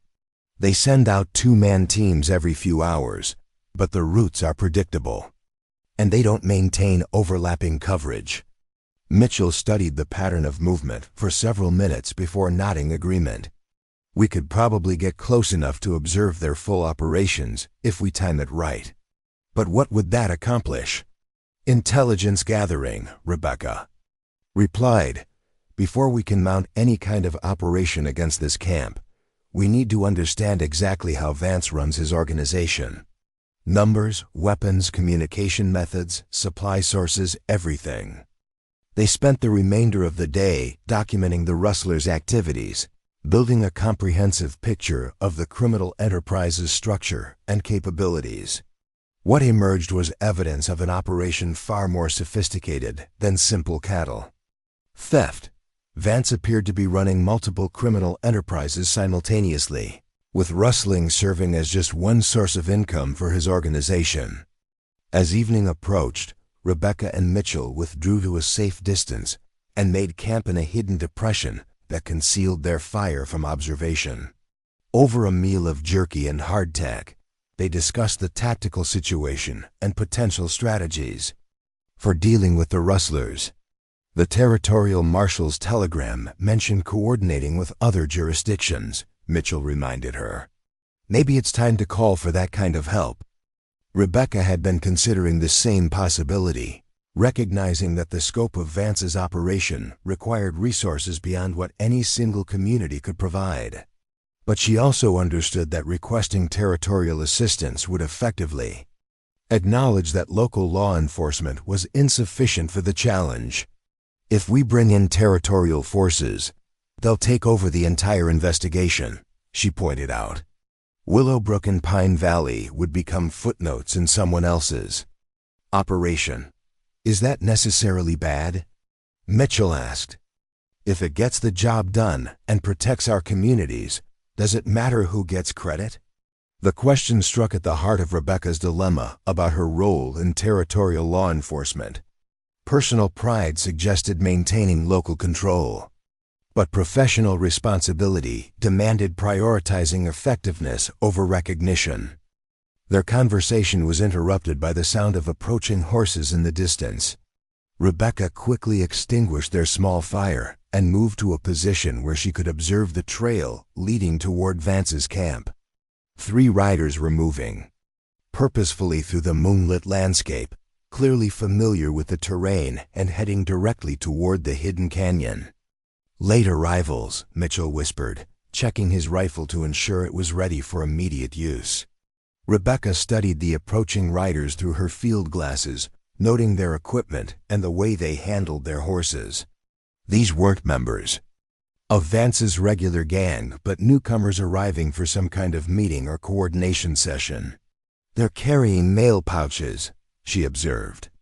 "Probably communications from other criminal organizations or reports from informants in various communities." The arrival of outside communications suggested that Vance's operation was part of a larger criminal network extending beyond the immediate region. Rebecca realized they might be dealing with territorial-wide organized crime rather than an isolated rustling gang. After the 3 riders disappeared into the canyon, Rebecca made a decision that would change the entire scope of their investigation. "Mitchell, I want you to ride back to Willowbrook and send telegrams to the territorial marshal and the governor's office.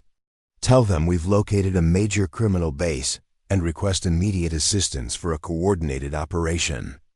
"What about you?" Mitchell asked with obvious concern. "I'm going to maintain surveillance and gather as much intelligence as possible before help arrives. Someone needs to monitor the camp to ensure Vance doesn't relocate his operation." Mitchell looked reluctant to leave Rebecca alone in such a dangerous situation, but he understood the tactical necessity of maintaining observation while summoning reinforcements. "How long should I tell them you'll maintain position?" "Give me 3 days maximum," Rebecca replied. "If territorial forces aren't here by then, I'll withdraw and we'll reassess our options." After Mitchell departed on his urgent mission, Rebecca settled into a carefully concealed observation post that provided excellent visibility of the rustlers' camp while offering multiple escape routes if her position was discovered. The next few days would test her skills as both investigator and survivor, as she attempted to gather crucial intelligence while remaining undetected by an entire gang of experienced criminals. The first night passed without incident, with Rebecca maintaining watch on a rotating schedule that allowed for brief periods of rest while ensuring continuous observation. She documented the arrival and departure of additional riders, the movement of supplies, and the apparent hierarchy within Vance's organization. What she discovered was troubling beyond her initial expectations.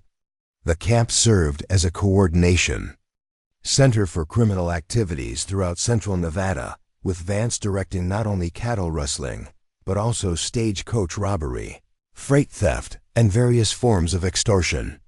The scope of his criminal empire suggested connections to corrupt officials and compromised businesses in multiple communities. By the second day, Rebecca had identified at least 25 different criminals who used Vance's camp as a base of operations.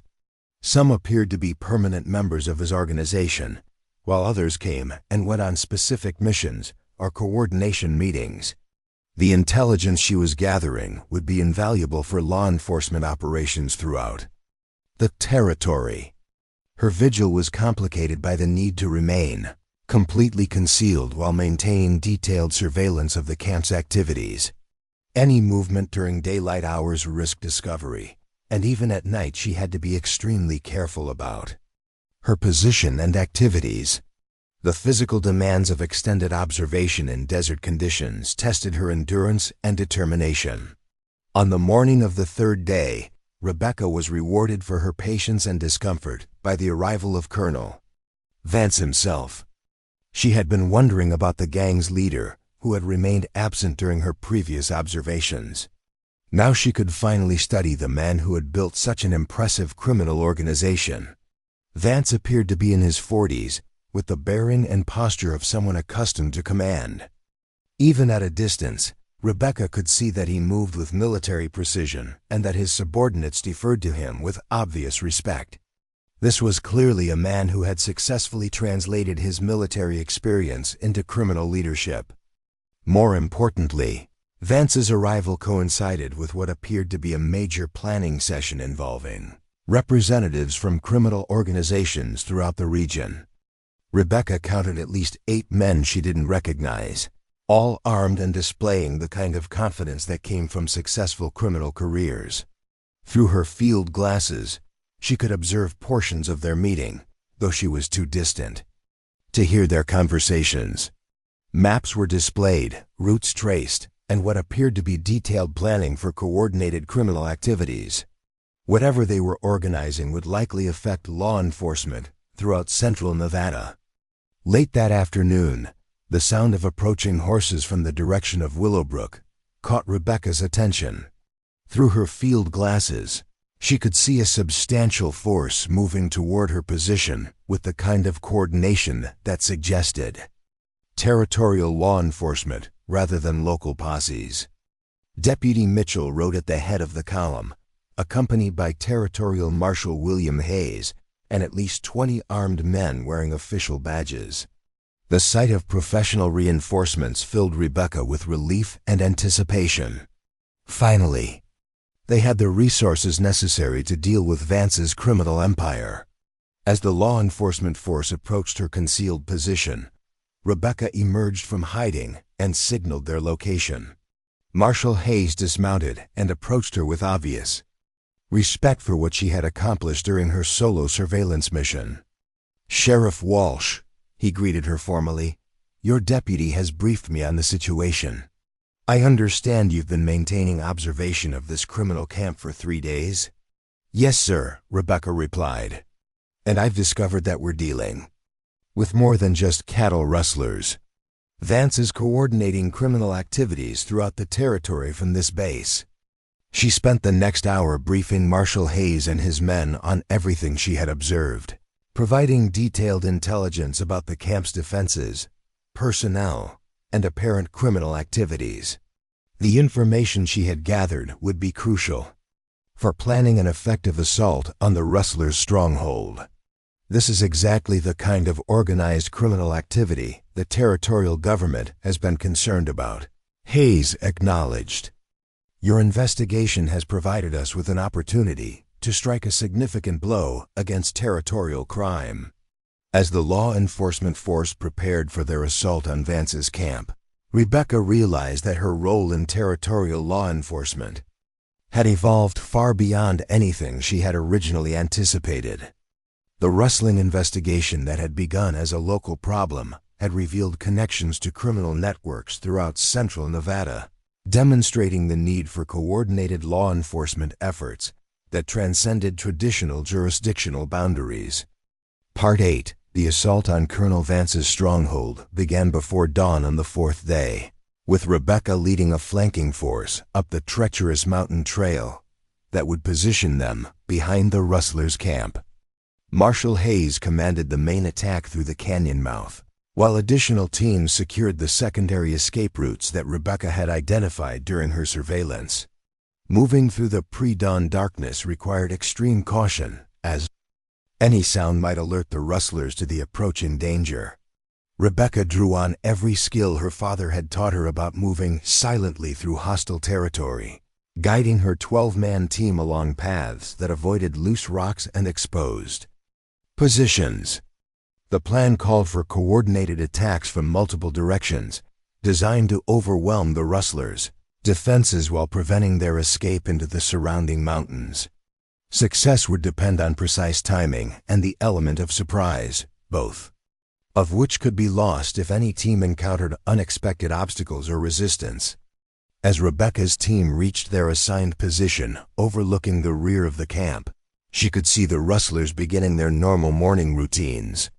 Vance himself was visible near the main fire, apparently discussing plans with several of his lieutenants. The criminal leaders who had arrived for the coordination meeting were still present, making this an opportunity to capture the entire regional network. The attack began with Marshal Hayes' signal, a single rifle shot that echoed through the canyon like thunder. Immediately, law enforcement officers opened fire from concealed positions around the camp's perimeter, catching the rustlers completely by surprise. Men dove for cover behind rocks and equipment, shouting orders and trying to organize resistance against the unexpected assault. Rebecca led her team down the steep slope behind the camp, moving quickly to secure the rustlers' escape routes while engaging any criminals who attempted to flee. Her rifle work was deadly accurate, dropping 2 rustlers who tried to reach their horses before they could mount an organized retreat. The battle quickly became a rout as the rustlers realized they were surrounded by superior numbers of well-positioned law enforcement officers.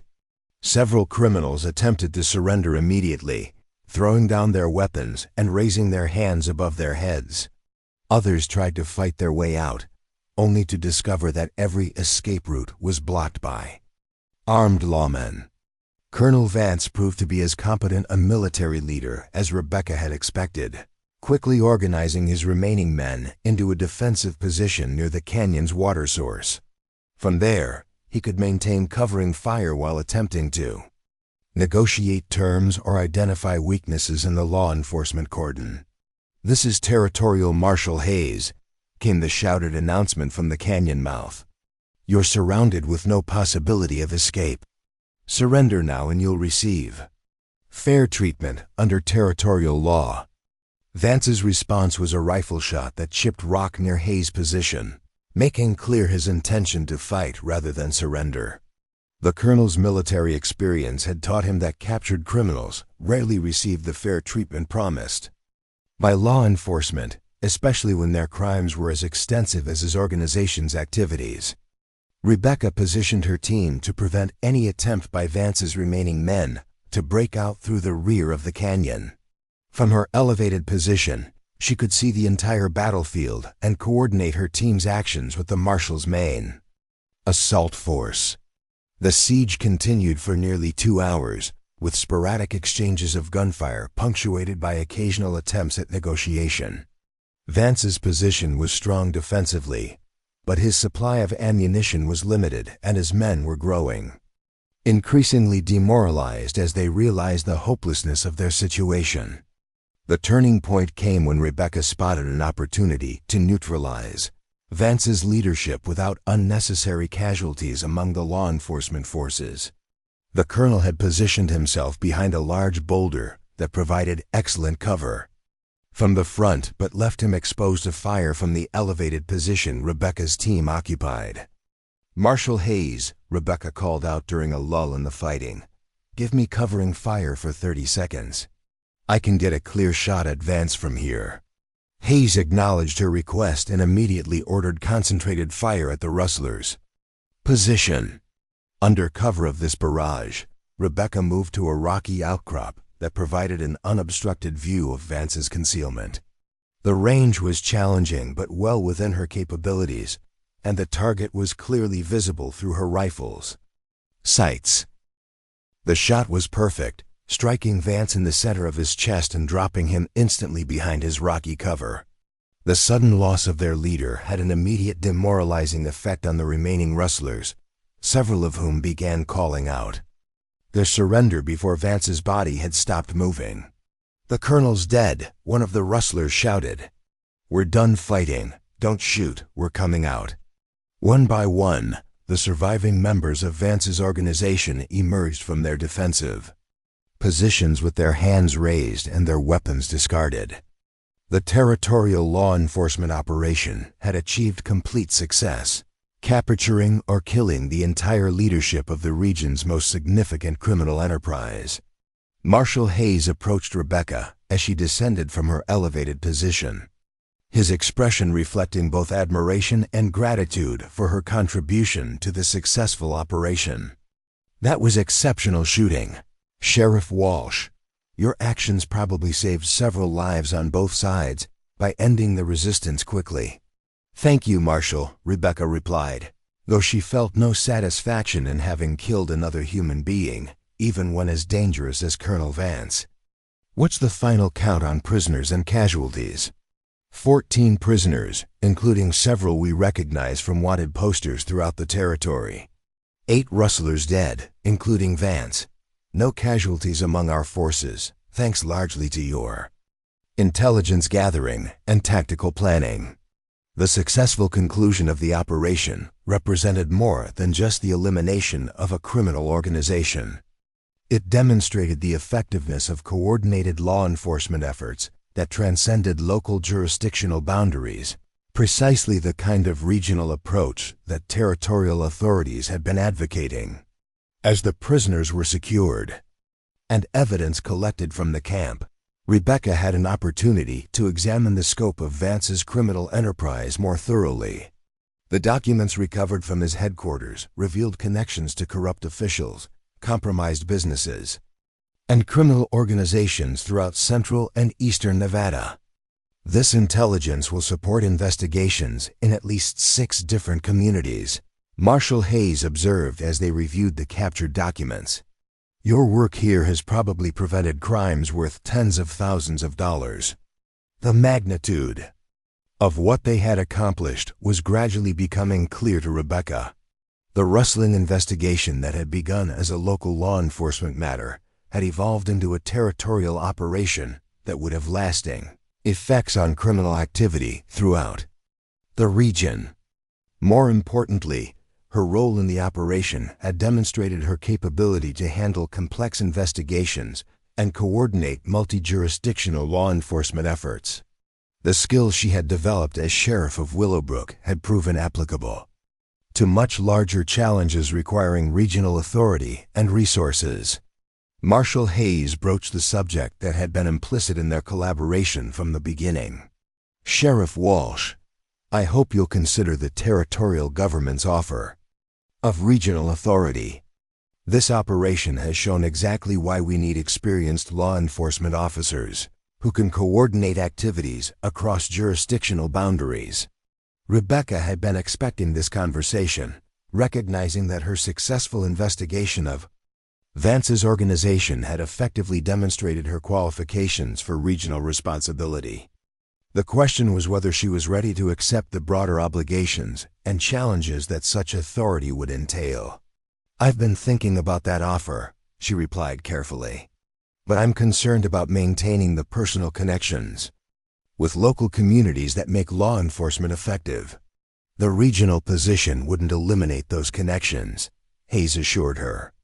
"It would expand them to include multiple communities while providing resources for handling threats that exceed local capabilities."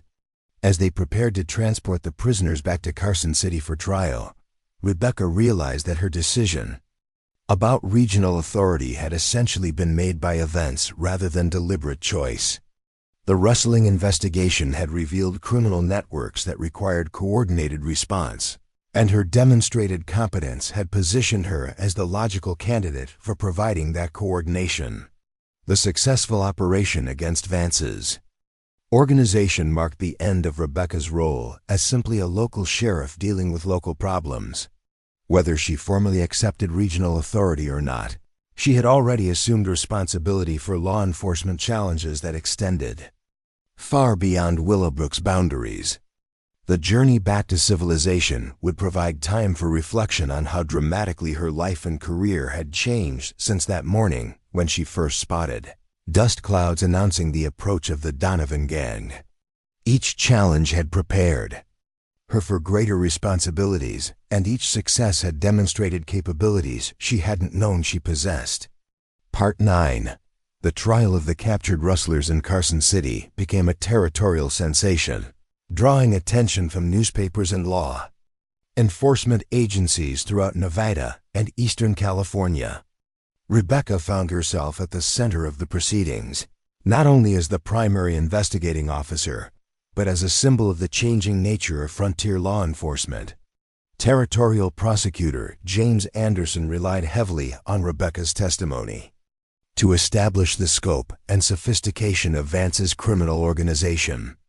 Her detailed surveillance reports and the intelligence she had gathered provided the foundation for convictions that would send most of the surviving gang members to territorial prison for decades. "Sheriff Walsh," Anderson addressed her from his position before the packed courtroom, "please describe for the court the organizational structure of the criminal enterprise you investigated." Rebecca stood and faced the jury, her voice clear and confident as she recounted the evidence she had gathered during weeks of investigation. The defendant Vance operated what amounted to a criminal army, with strict hierarchies, specialized roles, and coordination that extended across multiple counties. This wasn't simple cattle rustling, but a sophisticated enterprise involving theft, extortion, and violence on a territorial scale. Her testimony continued for nearly 2 days, covering everything from the initial rustling reports through the final assault on Vance's stronghold.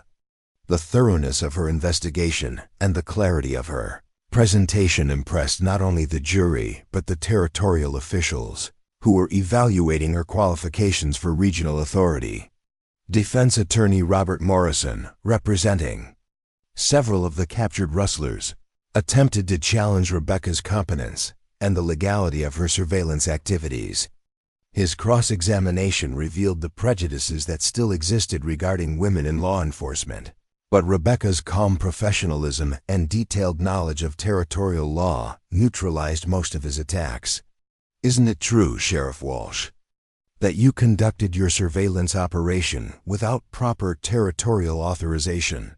Morrison demanded, clearly hoping to exclude crucial evidence from consideration. No, sir, Rebecca replied firmly. I was investigating crimes committed within my jurisdiction, and territorial law explicitly grants sheriffs the authority to pursue criminals wherever the evidence leads them. Her response demonstrated not only her legal knowledge, but her preparation for exactly this kind of challenge.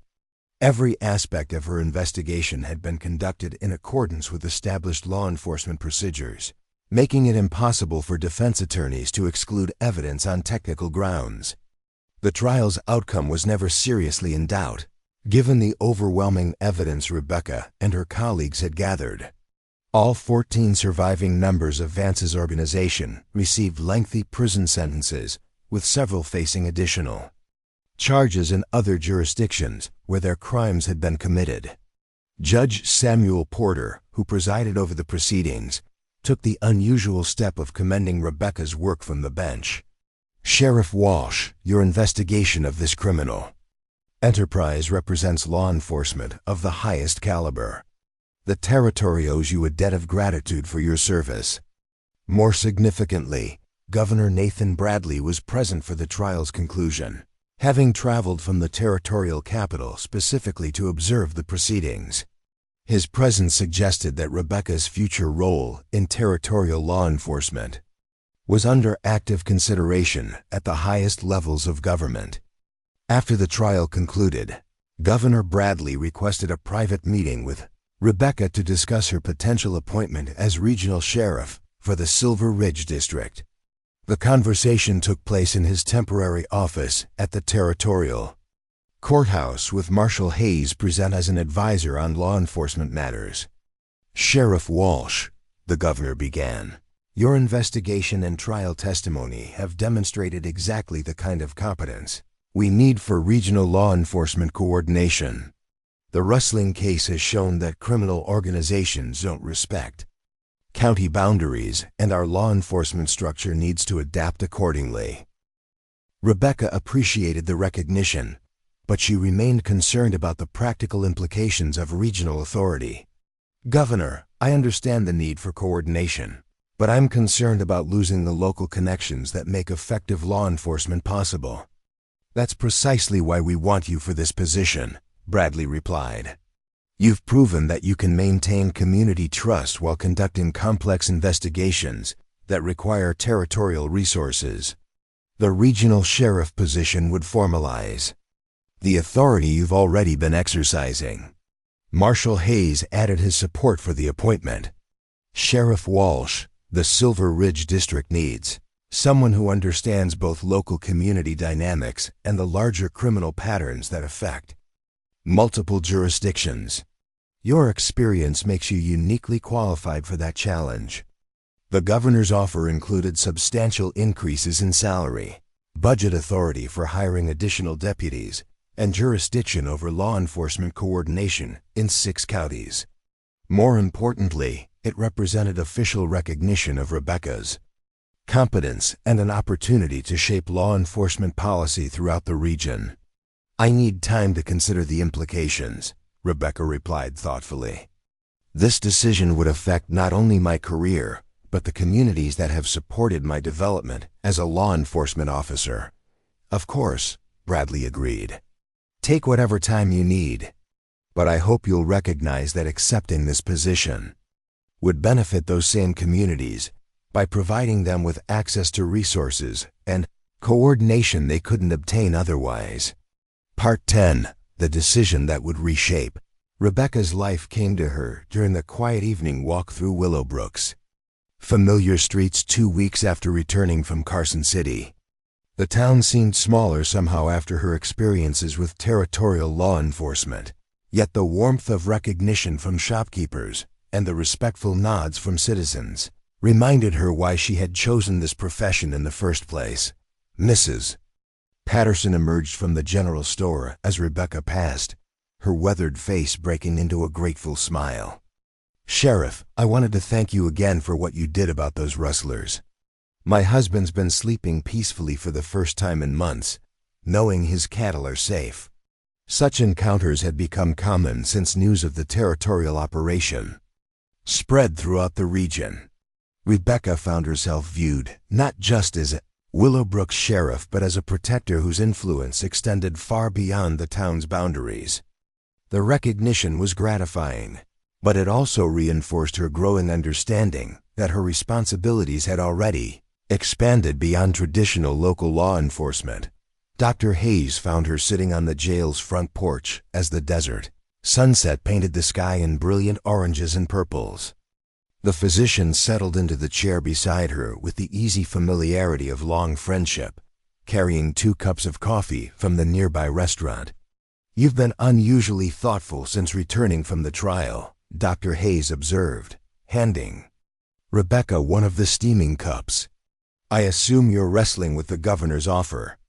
Rebecca accepted the coffee gratefully, inhaling the rich aroma as she considered her response. "I keep thinking about what my father would have advised. He always believed that law enforcement was fundamentally about serving communities, protecting people who couldn't protect themselves. And you're wondering whether regional authority would take you away from that mission." "Partly," Rebecca admitted. "But I'm also wondering whether refusing the position would limit my ability to serve those communities effectively. The rustling investigation showed me criminal networks that no single town can combat alone." Dr. Hayes nodded thoughtfully. "Your father faced similar challenges during the mining troubles, when problems in one camp affected the entire region. He never had the resources to address those larger patterns, which may be why some conflicts persisted longer than necessary." The comparison helped clarify Rebecca's thinking about the scope of modern law enforcement challenges. Criminal organizations like Vance's gang operated across jurisdictional boundaries, requiring coordinated responses that exceeded the capabilities of individual sheriffs working in isolation. Their conversation was interrupted by the arrival of a telegram delivery boy who handed Rebecca an urgent message from Pine Valley. She read it quickly, her expression growing serious as she absorbed the contents. "What is it?"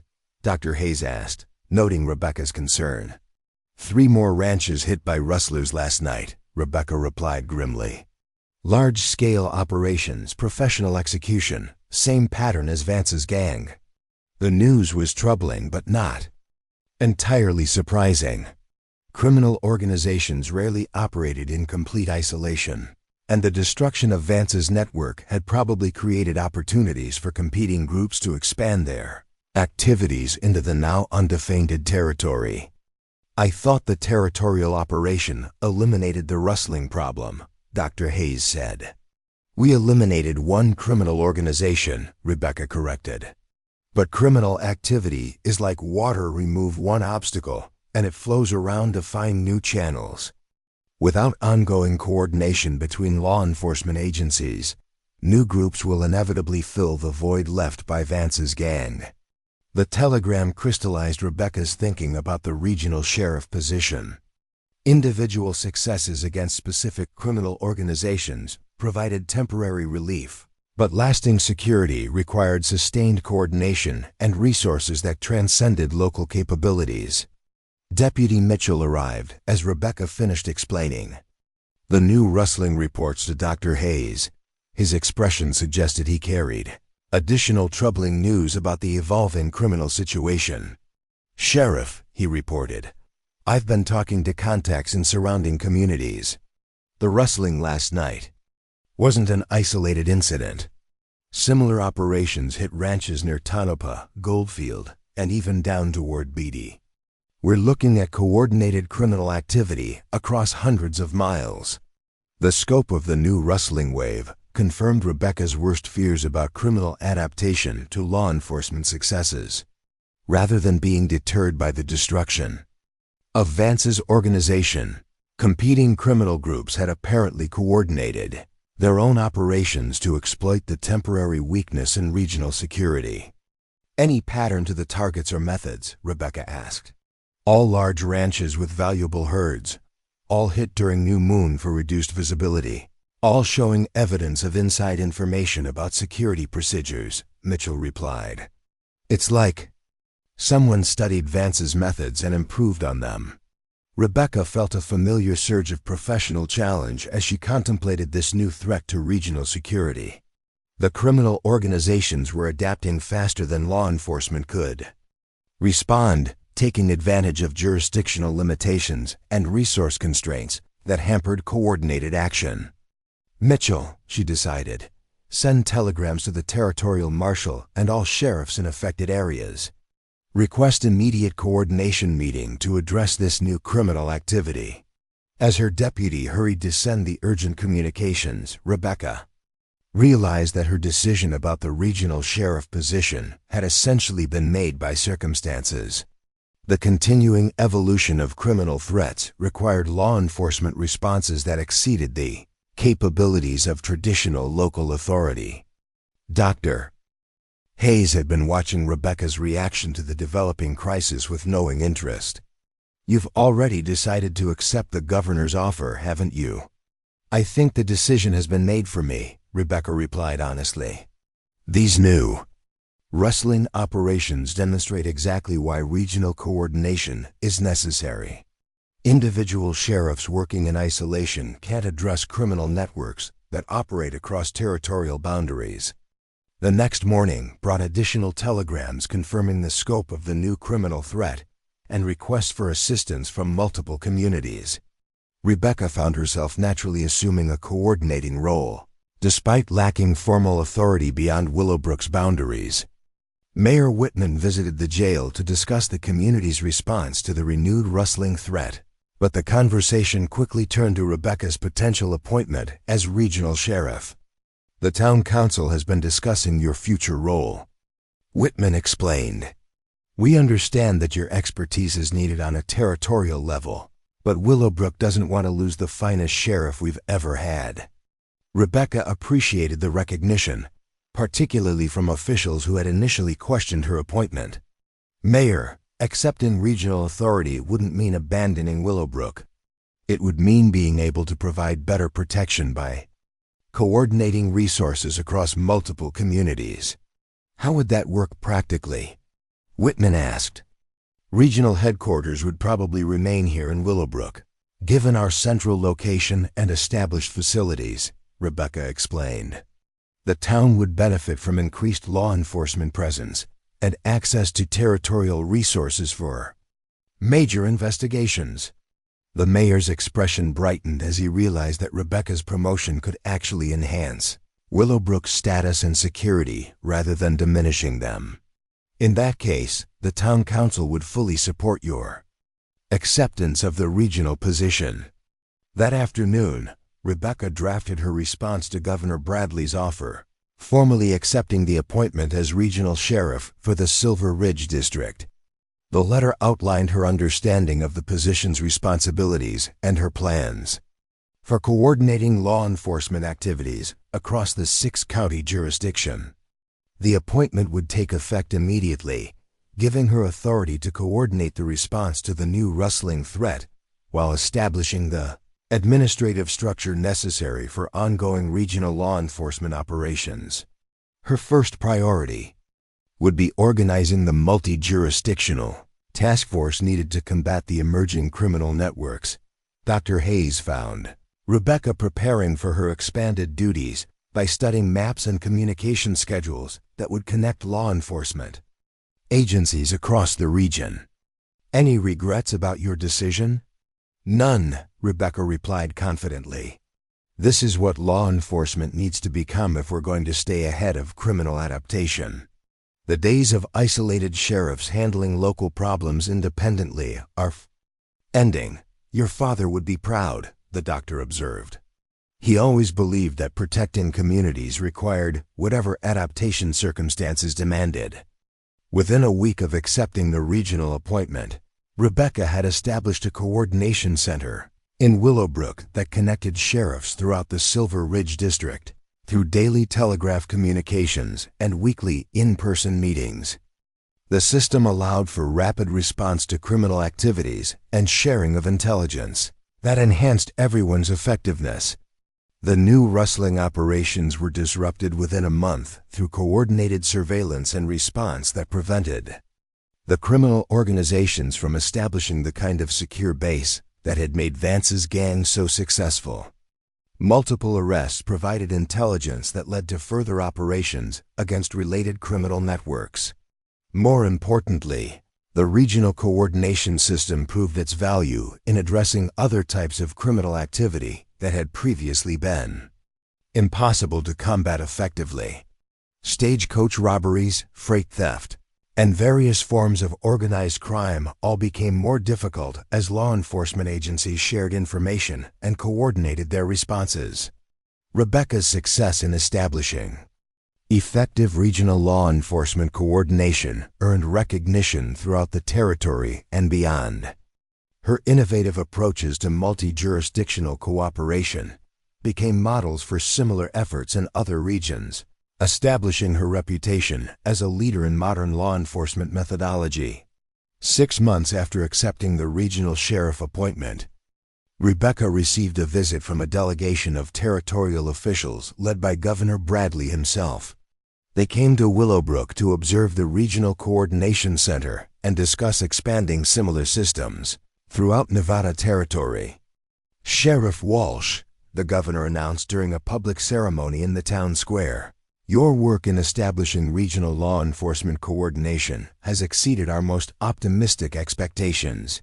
Crime rates throughout the Silver Ridge District have dropped dramatically, and neighboring regions are requesting similar systems." The recognition was gratifying, but Rebecca remained focused on the practical challenges of effective law enforcement rather than personal acclaim. Her success had been built on the foundation of skills and values learned in Willowbrook, enhanced by experiences that had taught her to think beyond traditional boundaries. During a quiet moment after the official ceremonies, Rebecca walked the familiar streets of Willowbrook one more time, reflecting on the extraordinary journey that had brought her from reluctant, temporary sheriff to recognized leader in territorial law enforcement. The town remained her home and the source of her commitment to protecting communities, but her influence now extended far beyond its borders. Henry Thompson approached as she passed the saloon where she had received crucial support during her confrontation with the Donovan gang. "Sheriff, or should I say regional sheriff, we're mighty proud of what you've accomplished. Your father would have been amazed to see how far his teachings have taken you." "His teachings are still guiding me," Rebecca replied. "He always said that law enforcement was about adapting to meet whatever challenges communities face. The challenges have gotten bigger, but the principles remain the same." As the sun set over Willowbrook's quiet streets, Rebecca felt the deep satisfaction that comes from finding one's true calling and having the courage to follow it wherever it leads. She had begun as a woman reluctantly filling her father's position in a small frontier town, but she had evolved into a leader whose innovations in law enforcement would influence the development of professional policing throughout the American West. The badge she wore still carried her father's star at its center, but it now represented authority that extended across 6 counties and influenced law enforcement policy throughout Nevada territory. More importantly, it represented the principle that effective law enforcement requires whatever courage, innovation, and adaptation circumstances demand. Rebecca Walsh had proven that true authority comes not from tradition or gender, but from competence, dedication, and the willingness to stand against injustice regardless of the odds. Her story would inspire future generations of law enforcement officers, both male and female, who would face their own challenges in protecting the communities they served. The first female sheriff to face down an entire outlaw gang single-handed had become something greater, a leader who had transformed law enforcement itself, proving that courage and competence know no boundaries when it comes to serving the cause of justice. Her legacy would endure long after the last echoes of gunfire had faded from Willowbrook's dusty streets, inspiring others to break their own barriers and redefine what was possible in the pursuit of justice and community protection. Up next, you've got 2 more standout stories right on your screen. If this one hit the mark, You won't want to pass these up. Just click and check them out.